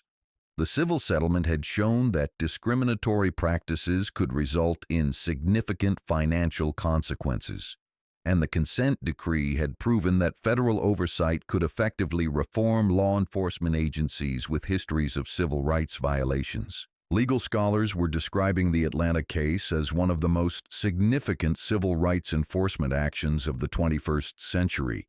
The case had established that institutional discrimination would face comprehensive federal response, that supervisory officials would be held accountable for the conduct of their subordinates, and that victims of civil rights violations could expect meaningful remedies rather than empty promises of reform. Professor David Chen of Harvard Law School had written extensively about the case's impact on civil rights enforcement. "The Atlanta courthouse case represents a new model for addressing institutional discrimination," he wrote in a law review article that had been cited in dozens of court decisions. Rather than treating individual incidents as isolated problems, the federal response addressed the systematic practices that allowed discrimination to flourish. But perhaps the most important legacy of the case was the change in culture it had produced. Courthouse visitors who had once accepted discriminatory treatment as inevitable now knew that they had rights and remedies. Court staff who had once been afraid to report discriminatory conduct now had multiple channels for raising concerns. And law enforcement officers who might have been tempted to engage in biased practices now understood that there would be serious consequences for such conduct. The transformation was visible every day in the courthouse lobby where Judge Washington's confrontation with Officer Harper had taken place. The security checkpoint that had once been a barrier to equal justice had become a symbol of reform and accountability. Visitors moved through security efficiently and respectfully without regard to their race, ethnicity, or appearance. The information desk where Kendra Matthews had first documented discriminatory practices now displayed a plaque recognizing her courage in speaking truth to power. The plaque read, "Dedicated to all who have the courage to challenge injustice, document discrimination, and demand accountability." Judge Washington continued to use her position and platform to advocate for civil rights and equal justice. She had been appointed to a national commission studying bias in the judicial system and had authored several articles about the importance of institutional reform in protecting constitutional rights. "The confrontation with Officer Harper lasted less than an hour," she said during a recent interview. "But the work of building fair and just institutions is the work of a lifetime. We've made important progress, but we cannot become complacent. Every generation must recommit itself to the principles of equal justice under law." The case had also inspired a new generation of civil rights advocates, attorneys, and public servants who were committed to ensuring that the progress made in Atlanta would be sustained and expanded. Law students across the country were studying the case as an example of how individual courage and institutional accountability could combine to create meaningful change. The courthouse where Judge Washington had been told she didn't belong had become a place where everyone belonged, where constitutional rights were protected, and where justice was truly blind to race, ethnicity, and social status. The confrontation between a racist cop and a chief judge had become a lasting legacy of reform, accountability, and hope. It had demonstrated that change was possible, that institutions could be transformed, and that individual acts of courage could create benefits for generations to come. 2 years later, the lesson was clear. When people have the courage to speak truth to power, when institutions have the integrity to confront their own failures, and when communities have the commitment to demand accountability, justice is not just an ideal, but a reality that can be achieved, protected, and passed on to future generations. The story that had begun with discrimination and humiliation had ended with reform and redemption. The courthouse that had once symbolized institutional bias had become a model for equal treatment and constitutional protection. Judge Washington's words from that morning 2 years earlier had proven prophetic. Justice doesn't come from hashtags. It comes from who we choose to be when no one's filming. In Atlanta, they had chosen to be better, and that choice had made all the difference.